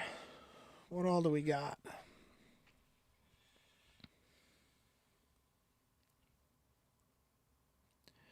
I think another good question here that has popped up is, do you get burnt out on van life? Burnt out on van life? No, not in van life itself. I've actually become quite comfortable with van life, to the point where I feel like I could live this way for the rest of the foreseeable future. There's nothing about it that I feel like drains me every day. Now, definitely the pressure of going out and filming the content for living the van life. Now, that part of van life, definitely, it's a lot of work, and constantly, thinking of what's the next big adventure, well, and how are we going to film it, how are we going to tell the story. And so there's a lot of pressure of that. So I can say there's definitely some burnout, and I've experienced that the last 4 or 5 weeks with just hunkered down editing every single day, 10, 12 hours a day. I definitely get burned out on that, but that's just part of it. All of that hard work is what allows me to actually even live this lifestyle, and it also gives me purpose. So yeah, it's hard work, but what isn't hard work in life? So as far as actual van life, no, I don't get burned out on it. That's what's nice about having a comfortable van that works and is secure and reliable. Um, you know, Even in the van again, it wasn't too bad, but definitely it's better in the Sprinter van. You don't have the pressure or the stress that something's going to break, or there's going to be a leak, or is leaking, or whatever. So, let's see here. Yeah. Let's see. So, got a couple super chats that have come in here. Let's see here. Got a $5 super chat from Natester. Natester? Sorry if I mispronounced that. Sometimes it's hard to figure out what the names here are on YouTube screen names. Chad, can you make some lasagna? It looked delicious and I'm hungry. Yes, actually, there was a question earlier about my favorite van life or camp recipe, and the lasagna has definitely been one of my favorites, and I've done it a few times since the videos, and yeah, it's super good. That's a really good one, and the trick is getting the fresh lasagna pasta. So that you don't have to boil it. Makes things easier. You just put that fresh lasagna in your Dutch oven with your other ingredients, and it all cooks together. So Super simple. It's really delicious. The cool thing is you can just kind of figure out, how you want to do it. And, with the different layers, you can try different ingredients, which makes it kind of fun to experiment with. So thanks for the super chat there. Much appreciated. Got a $20 super chat from Ryan. You ever done any LTVL excursions over here around Spokane area? Ryan, thank you for the super chat. That's very, very much appreciated. I've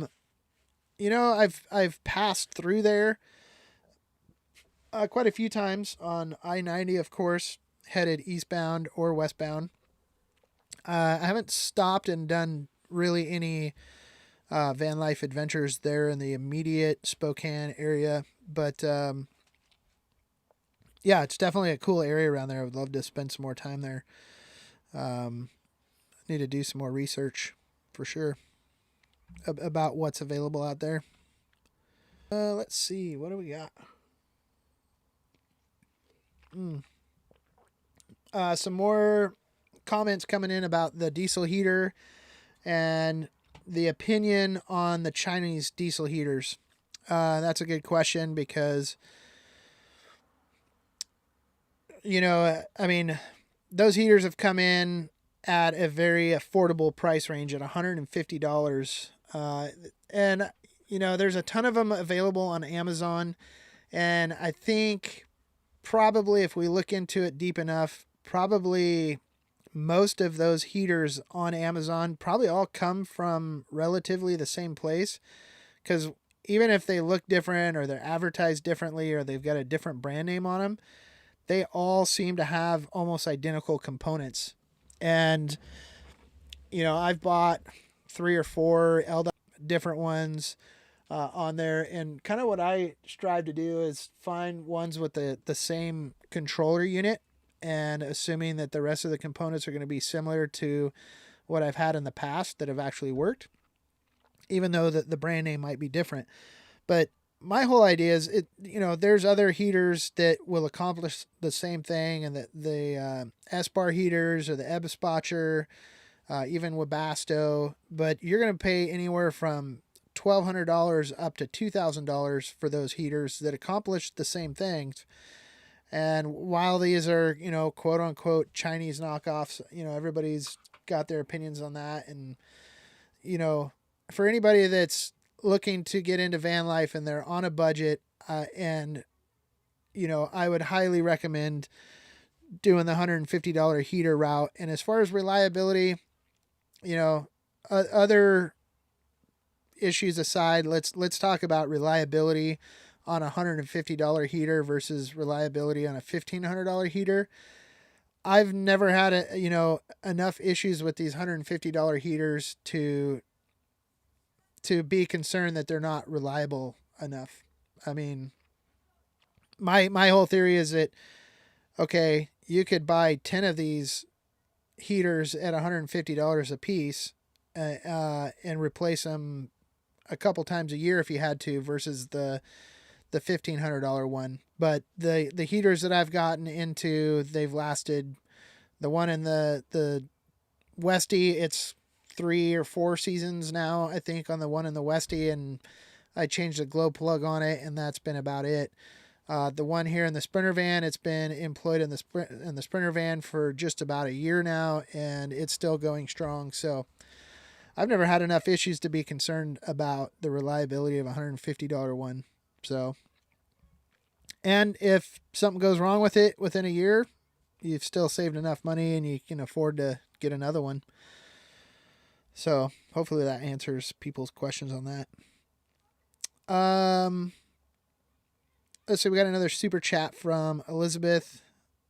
Elizabeth says, so $9.99. Thanks for the super chat. Much appreciated. Here in San Diego, just a comment. You and your comment is amazing. So inspiring. We enjoy it so much. Keep on trucking. We will keep on watching. Thanks, Elizabeth. Much appreciated. I love San Diego.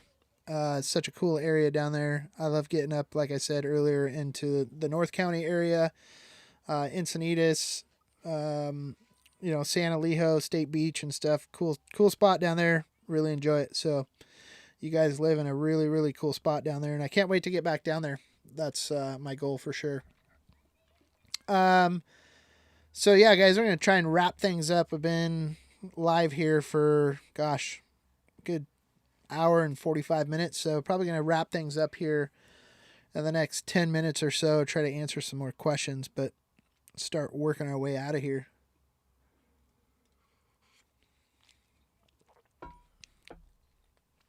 I got another super chat from Amazing Game. Much support from Beaverton, Oregon. That's awesome. Another fellow Northwesterner up here.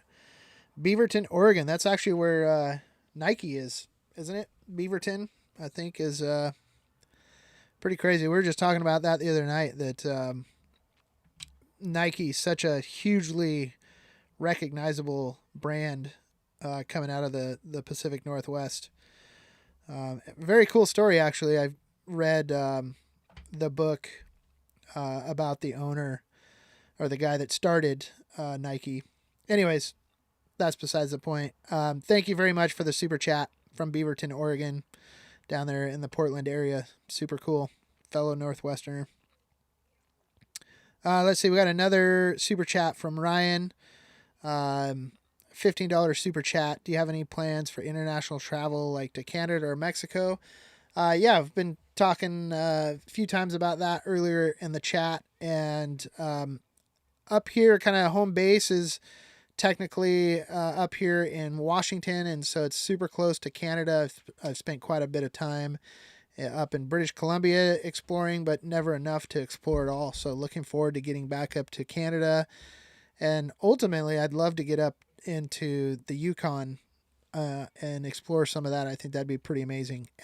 Definitely we'll be back down into Baja, Mexico to explore more of that.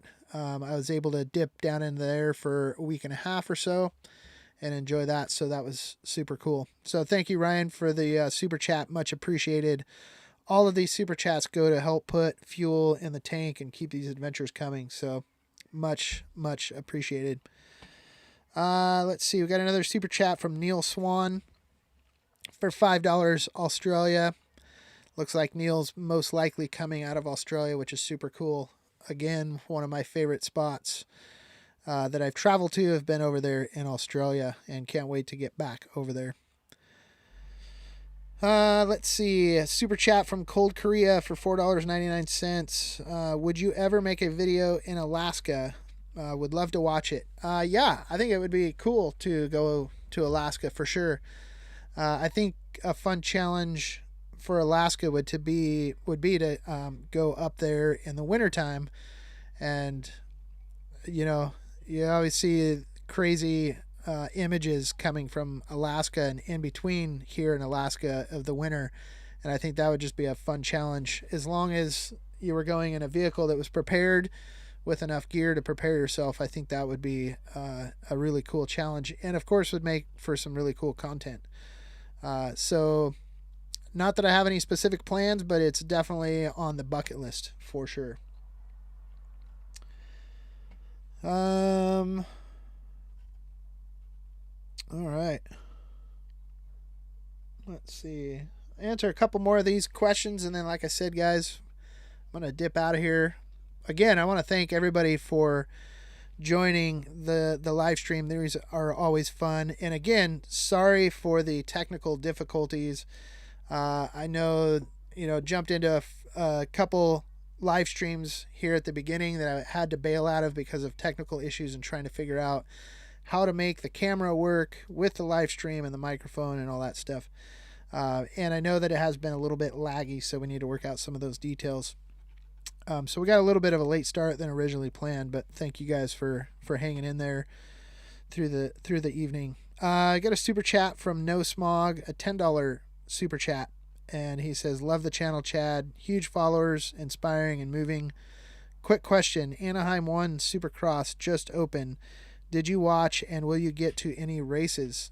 No, unfortunately I didn't get to watch. I wasn't near a TV during that, or I wasn't in a spot where I could watch.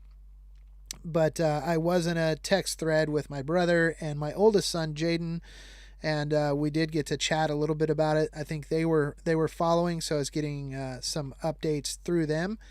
But it sounded like it was an exciting race, and yeah, I would definitely like to get out to some Supercross races. I've spent a fair amount of time in my early film days and photography days getting to go to those events, and it's always been a favorite time in my life, and I can't wait to get to another race, and I would love to be behind a camera working in that industry at some point again, even if it's just on the side. It's always fun energy for sure. Let's see, we've got another super chat from Gaetano Lamarca. Sorry if I butchered that, my apologies, but a $10 Canadian super chat. Have you ever approached, or have I ever been approached by any television networks to do a show? Kind of briefly, nothing real on the serious side. It was something that came across our plates kind of, gosh, when has that been? 5-6 years ago. But anyways, yeah, it never really amounted to anything. It wasn't really something that I felt aligned with what we were doing with van life and the other film stuff that we had going. But on the film side, we've been doing, on our film production side, we do feature-length documentaries and stuff like that. So we've been working kind of in that field. So not necessarily on a TV show basis, but more on a feature-length film. So it would be cool to perhaps someday mix the two of a feature-length film or some sort of documentary stuff with van life that all kind of tied together. I think that'd be cool. And that's, to be honest with you, that's kind of what the Van Life YouTube channel is all about. Is documenting in a documentary style way the adventures and bringing them home to you guys on the channel. So, and anyways, thank you for the super chat, much appreciated. Let's see, amazing game with another $4.99 super chat. Have you ever had 2 or more flat tires at the same time? If so, what did you do? If not, what would you do? That's actually a good question. And I came across that situation. In the next video, you will see that go down in Baja. It wasn't 2 tires at once. Definitely had 1 flat tire, and it was kind of in a bit of a high stress situation out there. You guys will have to watch the video to see more about it. But down in Baja, flat tires are very, very, very common. So when I had a flat tire, it was about 3 a.m. off road. Got the tire swapped out, but I was definitely keen to get to the nearest tire repair location so that I didn't get caught with 2 tires. In that case, there's not really much that you can do, but I will say that having a full-size spare tire on the Sprinter van was absolutely key in getting myself through this situation. So anywhere you can, if you're running oversized tires on a vehicle, definitely would behoove you to get a full-size spare tire. But yeah, if you do get caught with 2 flat tires, I guess all you can do is whatever you can do to limp yourself back to safety and somewhere where you can get help to get a tire fixed. Let's see, we got Marie M with a $50 super chat, and she says it goes towards adventures, and that's a very, very generous super chat. I will assure you that I will make sure that gets put towards adventures, and because of where we're at now in wintertime, and that's next up on the agenda, it will be put towards winter adventures for sure. And we'll be filming lots of that stuff to be bringing to you guys. So thank you very much appreciated. And then also another $50 super chat. You guys, that's extremely generous, very much appreciated. And this is for a stop at the pump. So definitely right there, that's, with everybody's help tonight, that's that's good 4 tanks of fuel right there. So that will definitely make for some adventures. And that's one thing in the Sprinter van is it takes quite a bit of fuel. I mean, let's be realistic. You know, for as big as the van is and how much it weighs, it actually isn't too bad. If it was a gas motor, it would be a lot worse. But here in the Sprinter van, it gets 13, maybe 14 miles to the gallon on the highway, and a little less than that around the city. But you know, it's a big van. It's with the bigger tires. It's not too bad. Thank goodness for the turbo diesel, because that makes it as efficient as possible. So yeah, that's where we're at. And you know what? I feel obligated because these guys did their super chats. I'm gonna go ahead and stay on air until these super chats are up, and we'll keep answering people's questions, because that's just very generous of people to do for super chat. So we'll keep them on there until they pop off of there. And let's see what other questions we can answer in between. Let's just scroll through here and see what we've got.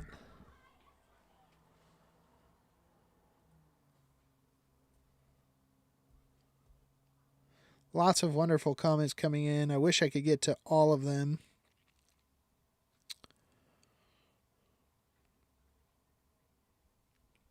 Definitely get a lot of questions about what knives that I use on board.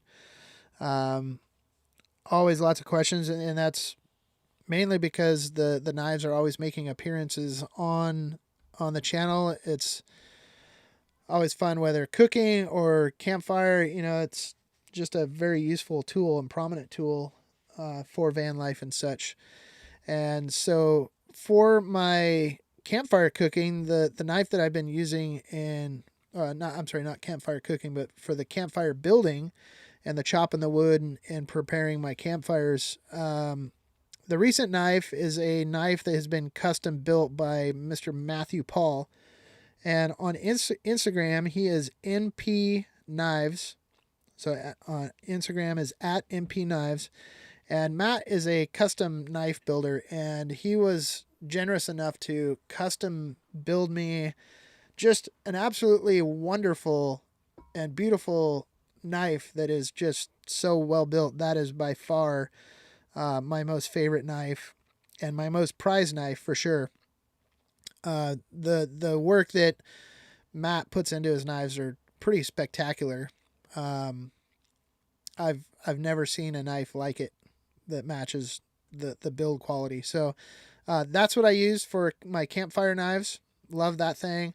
The knife that I've been using for my food prep is an Almazan kitchen knife. It's considered a Serbian chef knife, I believe, is the technical term for it.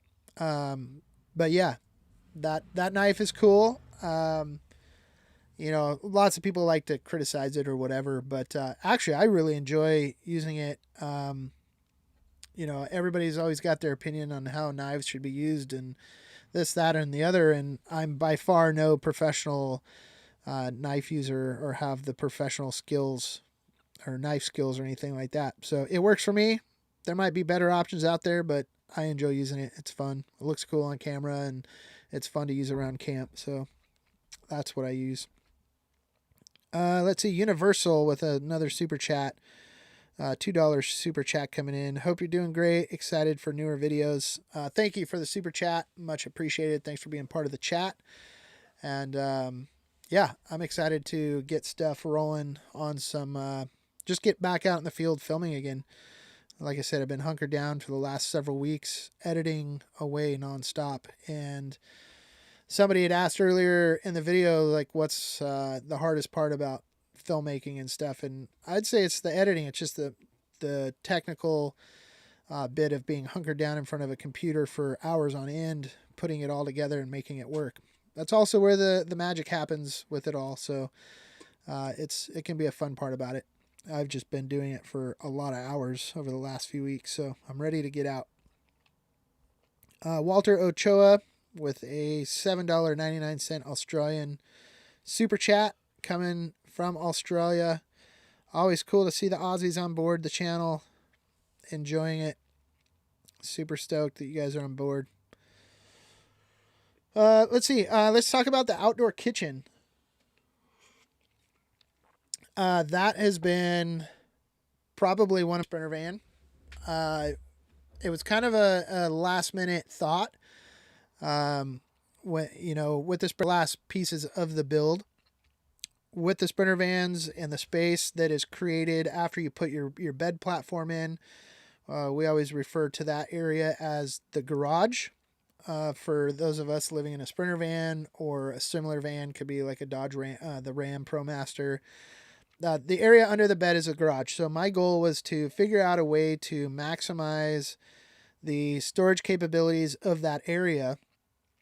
And with being out on the road full time with camera gear and camping gear, the fire pit, and all the other equipment that I like to carry for, all 4 seasons, because if I'm on the road for 4 months starting in September, it's going to be hot out and I need summer gear, but that's going to carry me into winter months. So I want to travel with my cold weather gear. So figuring out a way to,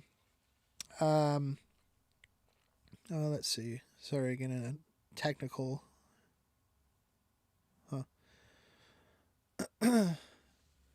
Just got a note here about the technical side of this streaming. Anyways, so in order to maximize that, I wanted to come up with a concept that would work. So I knew that I wanted to incorporate Chris's aluminum trays. So Chris over at Shucks and Vans developed these aluminum trays that are on slide out drawer guides. And that was one way of being able to maximize it so that you could, store stuff all the way at the back of the garage, but conveniently pull it out to the back of the van so you could access it easily.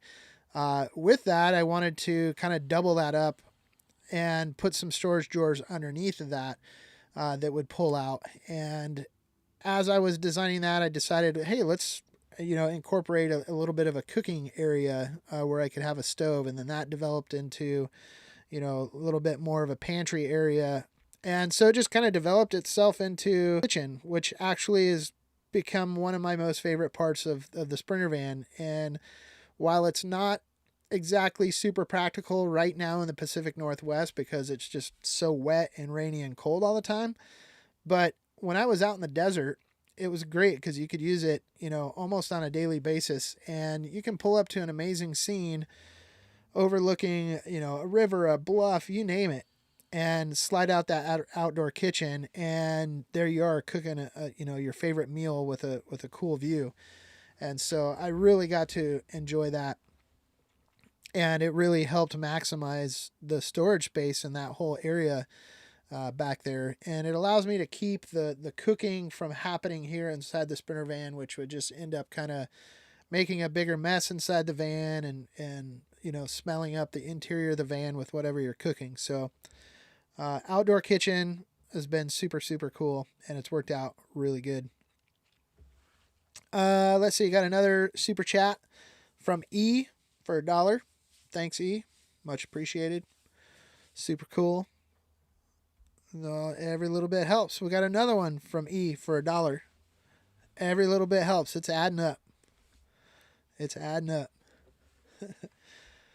Super cool. Let's see what else we got. We still got these $50 super chats up there, so we're gonna stay on board till the super chats are gone because we can't walk out on a super chat. So that's super cool. Super cool with the super chat. That's a lot of supers. Let's see. We got 264 people in the chat right now. Where's everybody at now? We kind of did this in the beginning, but where is everybody from? Let me know in the chat where everybody's at right now. Let's hear the shout outs.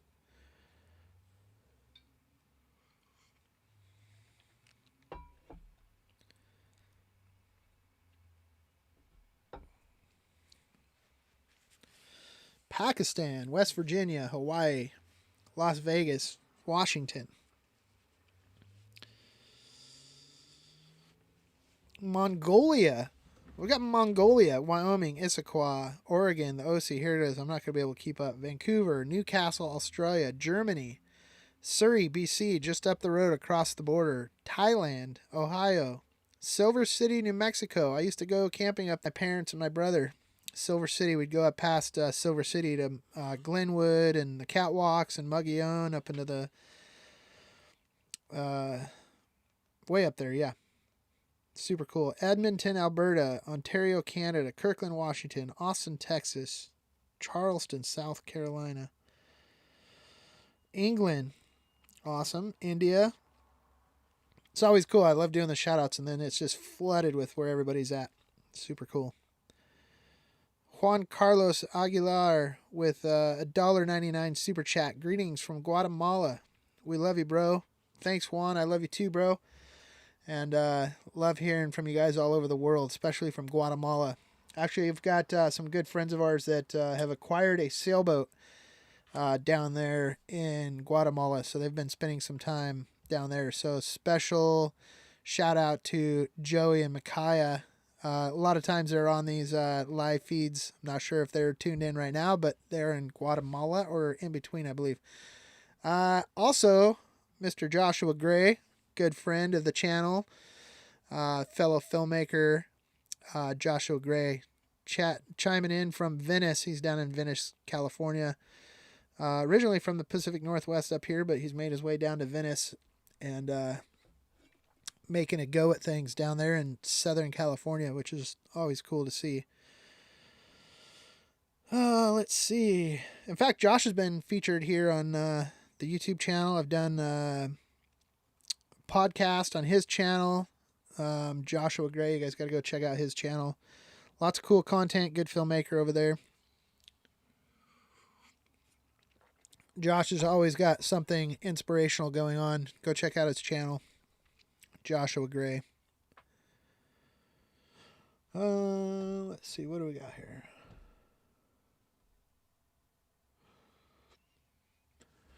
Yeah.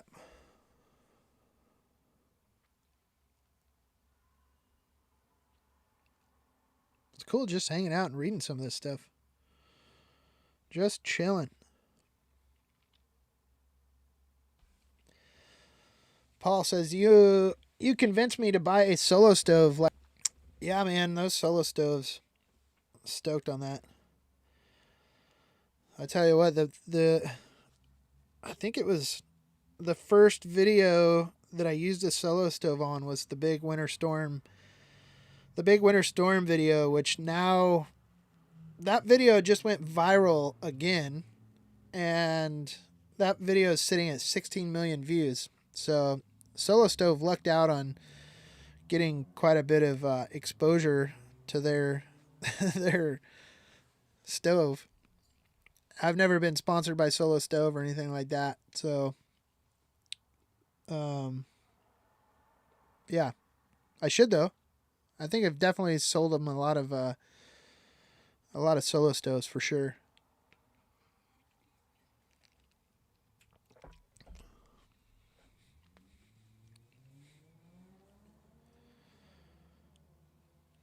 Man, Romania is in the house. Romania, Europe. Brushing my teeth at 6 a.m. 6 a.m. in Romania. What up, Romania? Blackberry Town, Ontario, Canada. When is Snow Life coming? Snow Life, it's coming.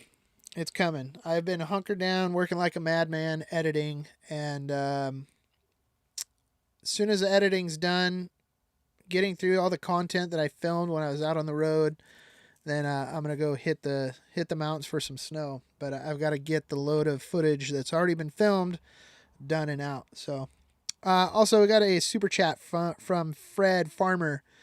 Fred, love your channel, man. The snow stuff is awesome, especially the Mount Baker stuff from back in the day. Yeah, you know, Mount Baker was a great spot to be able to go. I started doing the winter stuff just really as an experiment to bring something to you guys on YouTube. You know, a lot of stuff that hadn't really been done in the van life world, which was winter camping. There was a few videos about it here and there, and I always realized that the any bit of winter content that I put on the channel from years past always seemed to do well. So finally, in an attempt to expand my library of footage into something different, bring you guys on different adventures, it was like, well, let's go actual snow camping and let's cook a meal on a campfire outside in the snow. And yeah, that's what those first winter videos really started out as. And come to find out, everybody really, really loved them. And it's been fun. Just that's kind of become what this channel is all about and why a lot of people end up joining on board. So I can appreciate the need and the want for more winter content, and I appreciate everybody's patience in that while I work through the footage that I've captured previously so that I can get back out there and start filming more winter content. So it's coming for sure. Let's see, Long Distance Traveler Music for a $5 Canadian super chat and donation to the channel. Much appreciated. You were part of the inspiration for the song Bread Van by Long Distance Traveler on Spotify and YouTube. That is freaking awesome. I'm going to go check that out right now. I'm just going to go, let's see, did it say, oh, Spotify and YouTube. Let's go on Spotify. Let's pull this up. I'll add that to my list. That's always cool to hear. Bread Van. There it is. Bread Van. I wonder if we can just play that right now.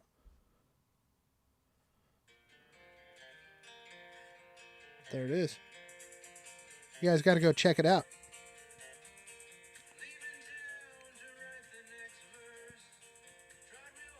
That's awesome.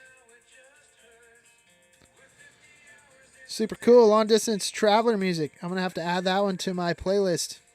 And thank you for the $5 super chat. Much appreciated.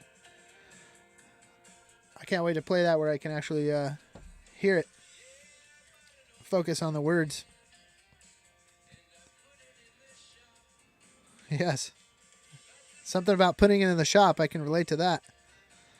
Spent a lot of time in the shop with all the vans. Juan Carlos Aguilar, $4.99 super chat. What happened with your dog and your Glock? That's a great question. The dog and the Glock. I love that that's like related together. We miss them. Well, the dog, Lola, is still around. She lives with my mom. She was actually my dad's dog.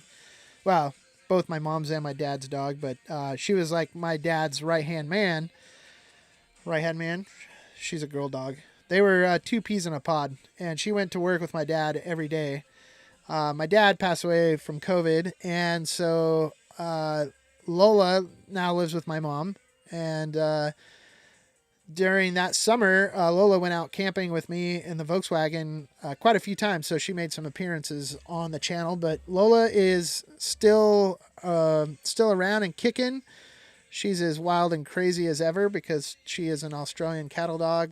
But I tell you what, talking about a dog with so much character and personality, she is freaking hilarious.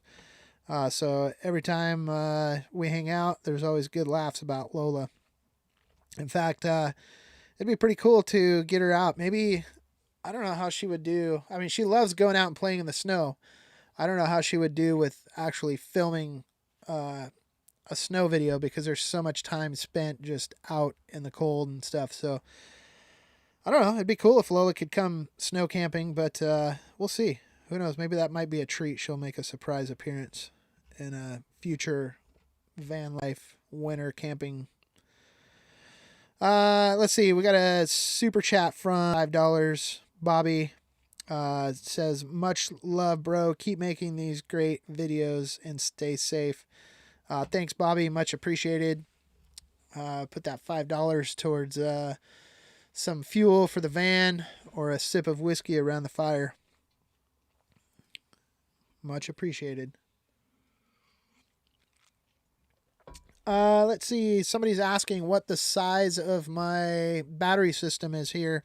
That is one thing that is worth mentioning is that here we are in the Sprinter van actually doing a live stream.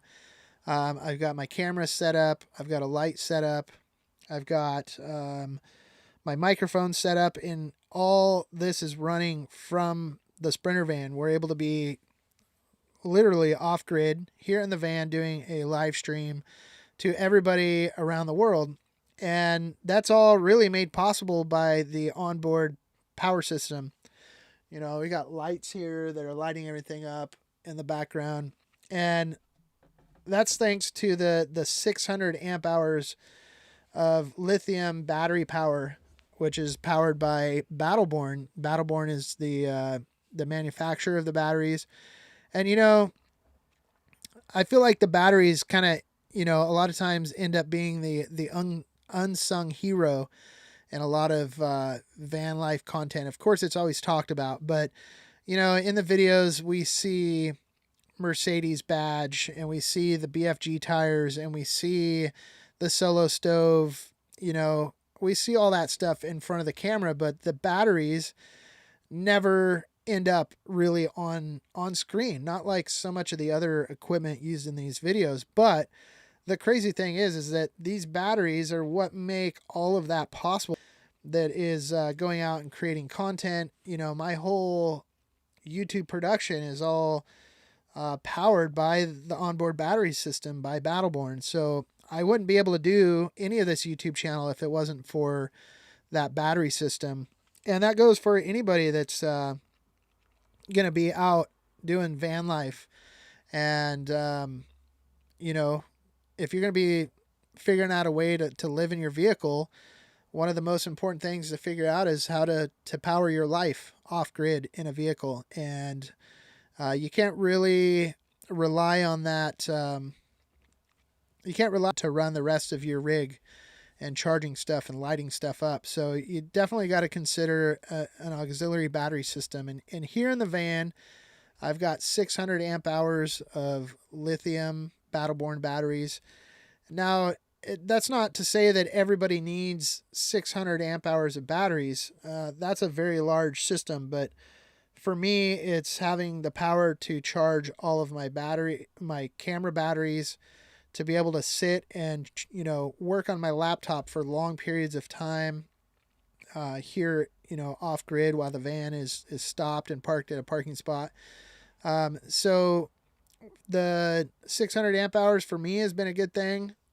But that's not what everybody necessarily needs. You can get away with one or even two lithium batteries, but I'm running 600 here inside the van. So let's see, Walter Ochoa for Australian $2.99. I meant to ask if you had squeezed any limes lately. If I'd squeezed any limes. No, I mean, the last video I made some pad thai. I feel like there's an underlying meaning behind that question there. Maybe my lime squeezing technique isn't necessarily the best. I don't know. But yeah, I made pad thai and I used limes in there. I had to squeeze them. Let's see. Thank you, by the way, for the super chat. The second super chat. Much appreciated. Miguel with a $4.99 super chat. Much appreciated. Lots of love in the super chats. Very much appreciated. Let's see. What else we got?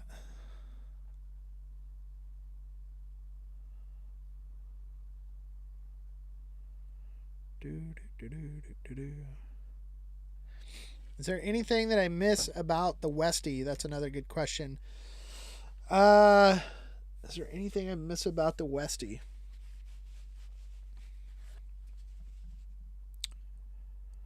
I don't know. I mean, the Westie itself is just a cool classic vehicle.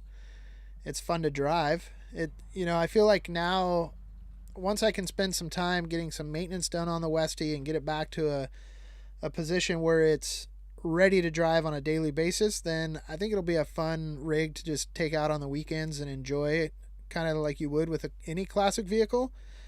So I do miss that aspect of it. They are fun to drive. But when it comes down to like traveling across the country on a road trip, they're a lot of work. It's cool if you're just gonna, cruise and live the simple life and not being in a hurry and an agenda, and you can just kind of fiddle fart your way across the the country, I think they'd be great for that. But there's, I find myself in times where I need to cover some serious distance in a short amount of time. And that's where the Sprinter van is nice, where you can just set the cruise control at a comfortable highway speed and just ride comfortably as you make some time across, several states, or, driving from California all the way back to Washington. The Westie was a lot of work on that. So, yeah, hopefully that answers your question. Another super chat. Life with Paul and Vivian with a $5 Canadian super chat. Keep up the amazing work, bro. Paul and Vivian, thank you very much for the super chat, and thanks for the kind words. I appreciate that. Definitely always striving to figure out new and better ways to keep bringing you guys the content.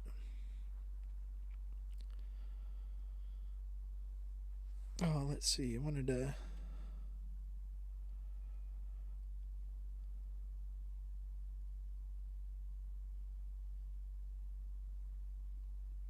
I wish the video stream was better. That's unfortunate.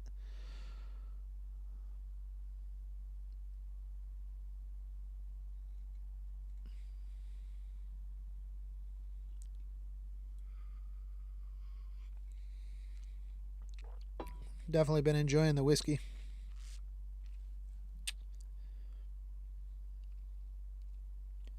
Universal with a $2 super chat. Have you ever thought about making a camping video in the rain?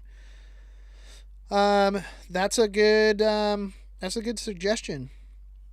I guess I haven't given it too much thought. I guess rain just is kind of normal up here in the Pacific Northwest. Yeah, that's a good call. I should just do a camping in the rain video. I mean, why not?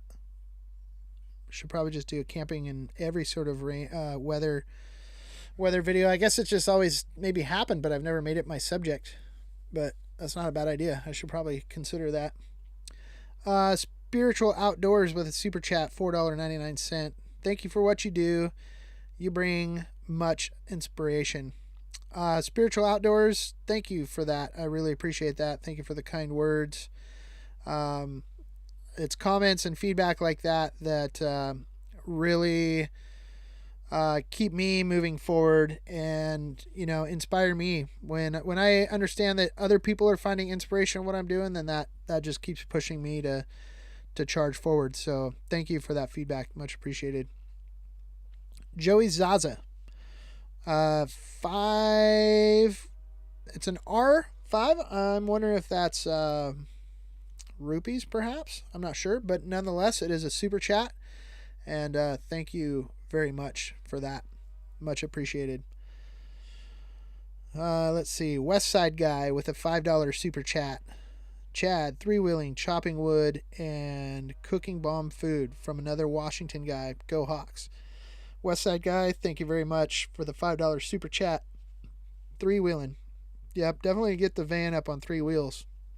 That's, it looks cool on camera. It's not necessarily like a sign of good four-wheeling by any means, but usually a four-wheel drive that's, really built out well for four-wheel drive won't get up on 3 wheels, but yeah.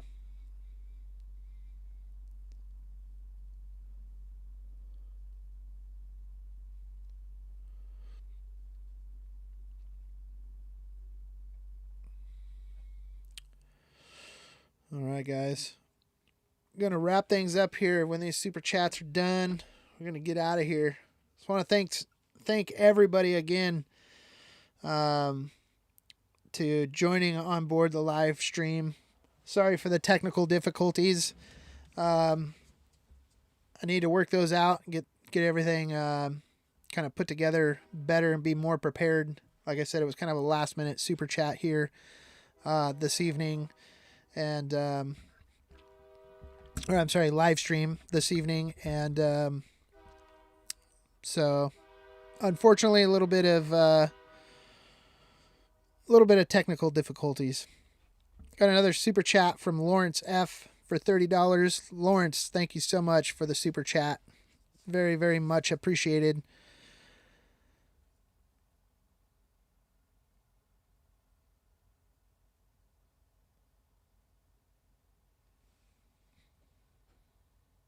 Time for another Pendleton. Or 2 or 3.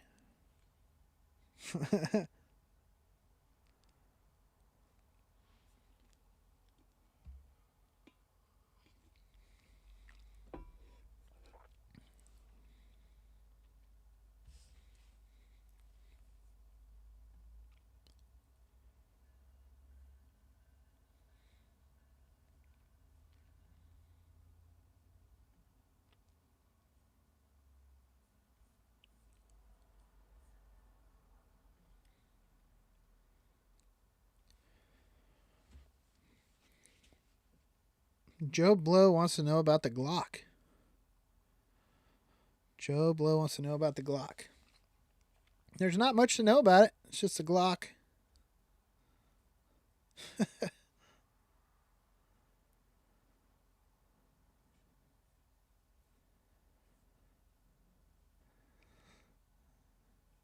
We're gonna hang out. What other questions we got on here? Looks like more people. A couple more questions about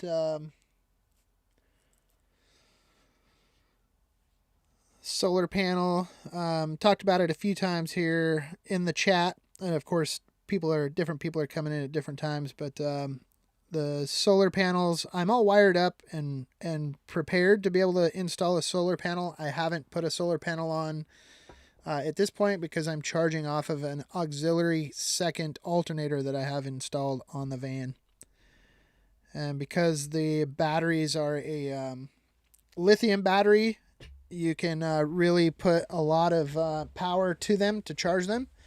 And so with the auxiliary alternators pumping 280 amps of power into there. So I haven't found the need for any solar panels yet.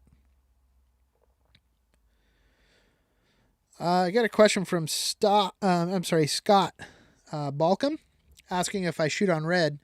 For the YouTube channel, I don't shoot on red camera.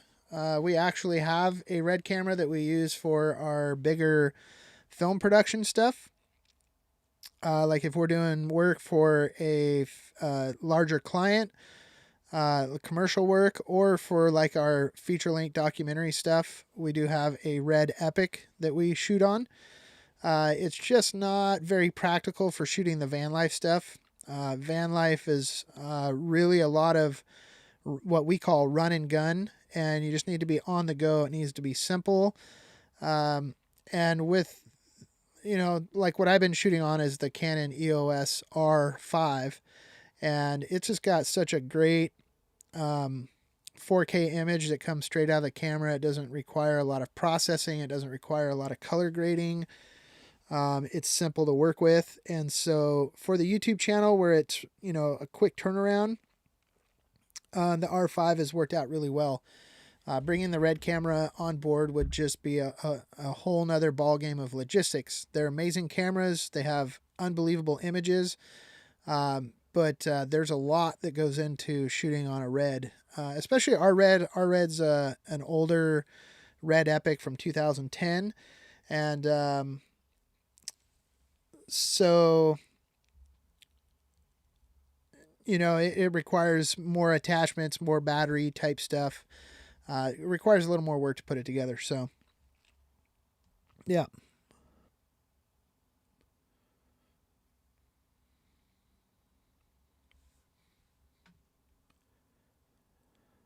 A lot of people always asking too about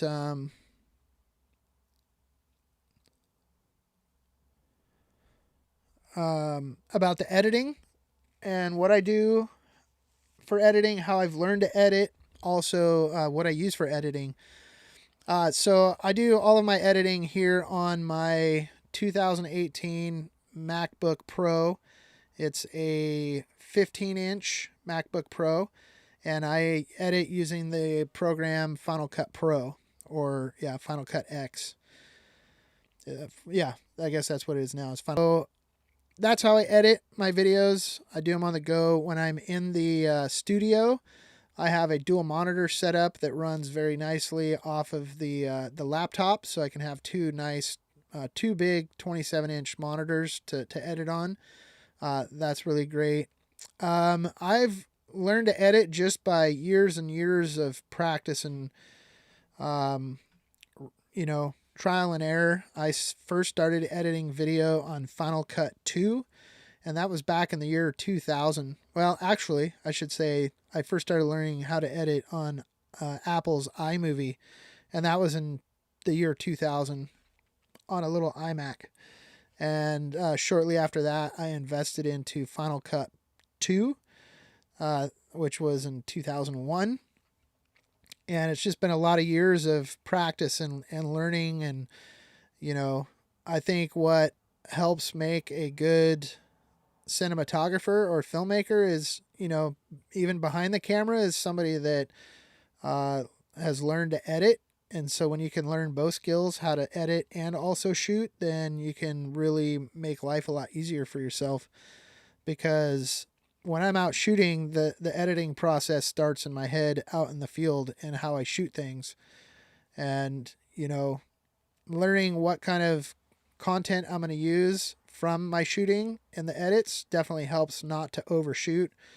You can really, dial in your formula, and it all starts out in the field by editing in your head. So for anybody that's interested in filmmaking, yeah, you definitely need to, learn how to pick up a camera and shoot with it, but you also, learning how to edit will make you a better shooter and vice versa, and combining those two together. It's always interesting to see the shooting habits of a camera guy that doesn't or hasn't ever really done any editing, and how they shoot. I feel like is a lot different than somebody who shoots and edits, because you understand a little bit more of the process and what's needed or not needed, and how different shooting habits can make editing life more difficult. Let's see, we got a super chat from Miguel for $4.99. Thank you very much. Any plans to do the Pan American Highway to South America? I think that would be a phenomenal trip. It'd be very, very cool. It's definitely has been in the back of my head. It's on the bucket list. I would say, in a 5-year goal, it'd be cool to do something like that. I can't say that I have any specific plans that it's going to happen at any particular point, but it's definitely something that is on the bucket list. So in that aspect, yes, there is a plan to potentially do that someday. I think it'd be a very cool experience, and it would provide great opportunities to create content for the channel for sure. Be able to bring you guys with it.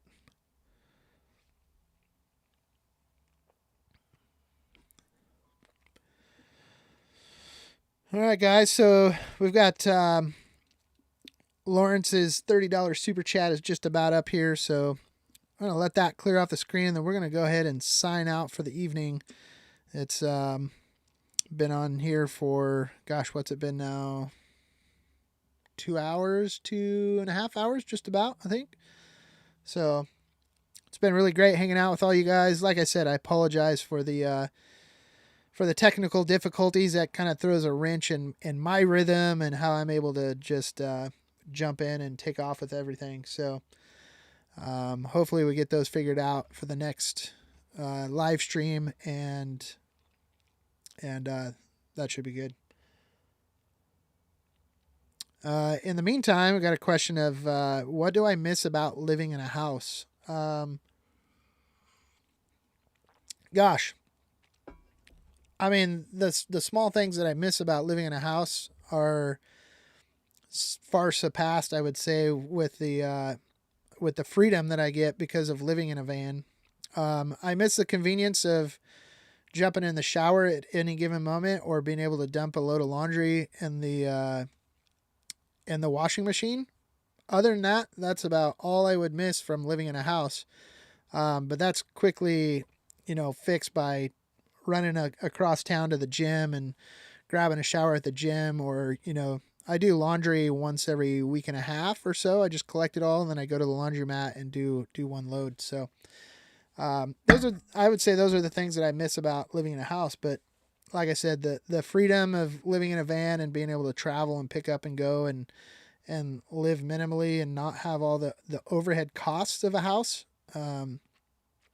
it far surpasses anything that I miss. So, all right, guys, I'm going to go ahead and sign out of here and let everybody hit the hay for the evening. I want to thank everybody for being part of the super chat.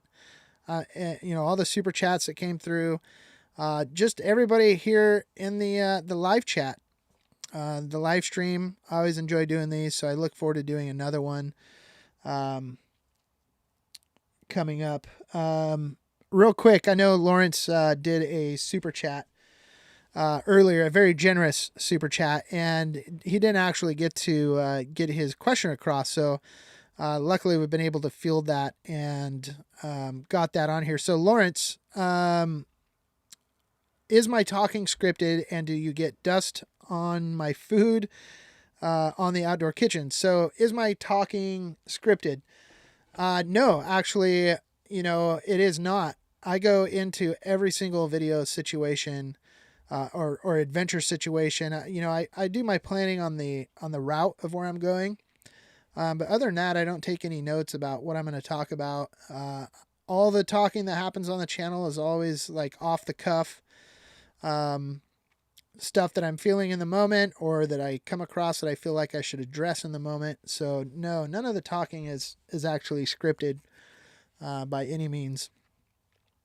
In fact, if you were to see the takeouts of of what I have to edit out of the talking, or how many times I have to re-say something to get it to flow good, it happens quite a bit, and there's a lot of editing that goes on or even just retakes to try and get out what I want to say smoothly. That's something that I always struggle with, and anybody that's been around me while I'm filming can definitely vouch for that. And do I get dust on my food in the outdoor kitchen? No, I don't actually, unless it was to be like pretty windy, but then in that point I wouldn't be outside cooking in the outdoor kitchen. There was a recent video where you guys saw the windstorm that hit right in the middle of when I was trying to cook, and that definitely was getting a lot of sand and dust blown around, but luckily I didn't taste anything in the food. I didn't get any crunchies, so I think I lucked out on that one. So Lawrence, hopefully that answers your questions. Sorry that you weren't able to get that out on your original super chat, but again, thank you for the wonderful super chat, and hopefully that answered your question. And then one more last super chat that just came in, $5 Canadian. Thanks, Chad. Looking forward to the new winter videos. Cheers. Thank you so much for the super chat, and I look forward to getting you guys out on some winter videos. All right, guys, I'm going to get out of here. Make sure and head on over and check out the website. It's livingthevanlife.com. Get yourself a hoodie, a t-shirt, whatever floats your fancy. We've got some cool stickers out there. Those are super cool. Get yourself some of those, and we've got more coming, so make sure and keep checking back on the Living the Van Life website. Okay, guys, I'm out of here. Peace out. Keep on trucking.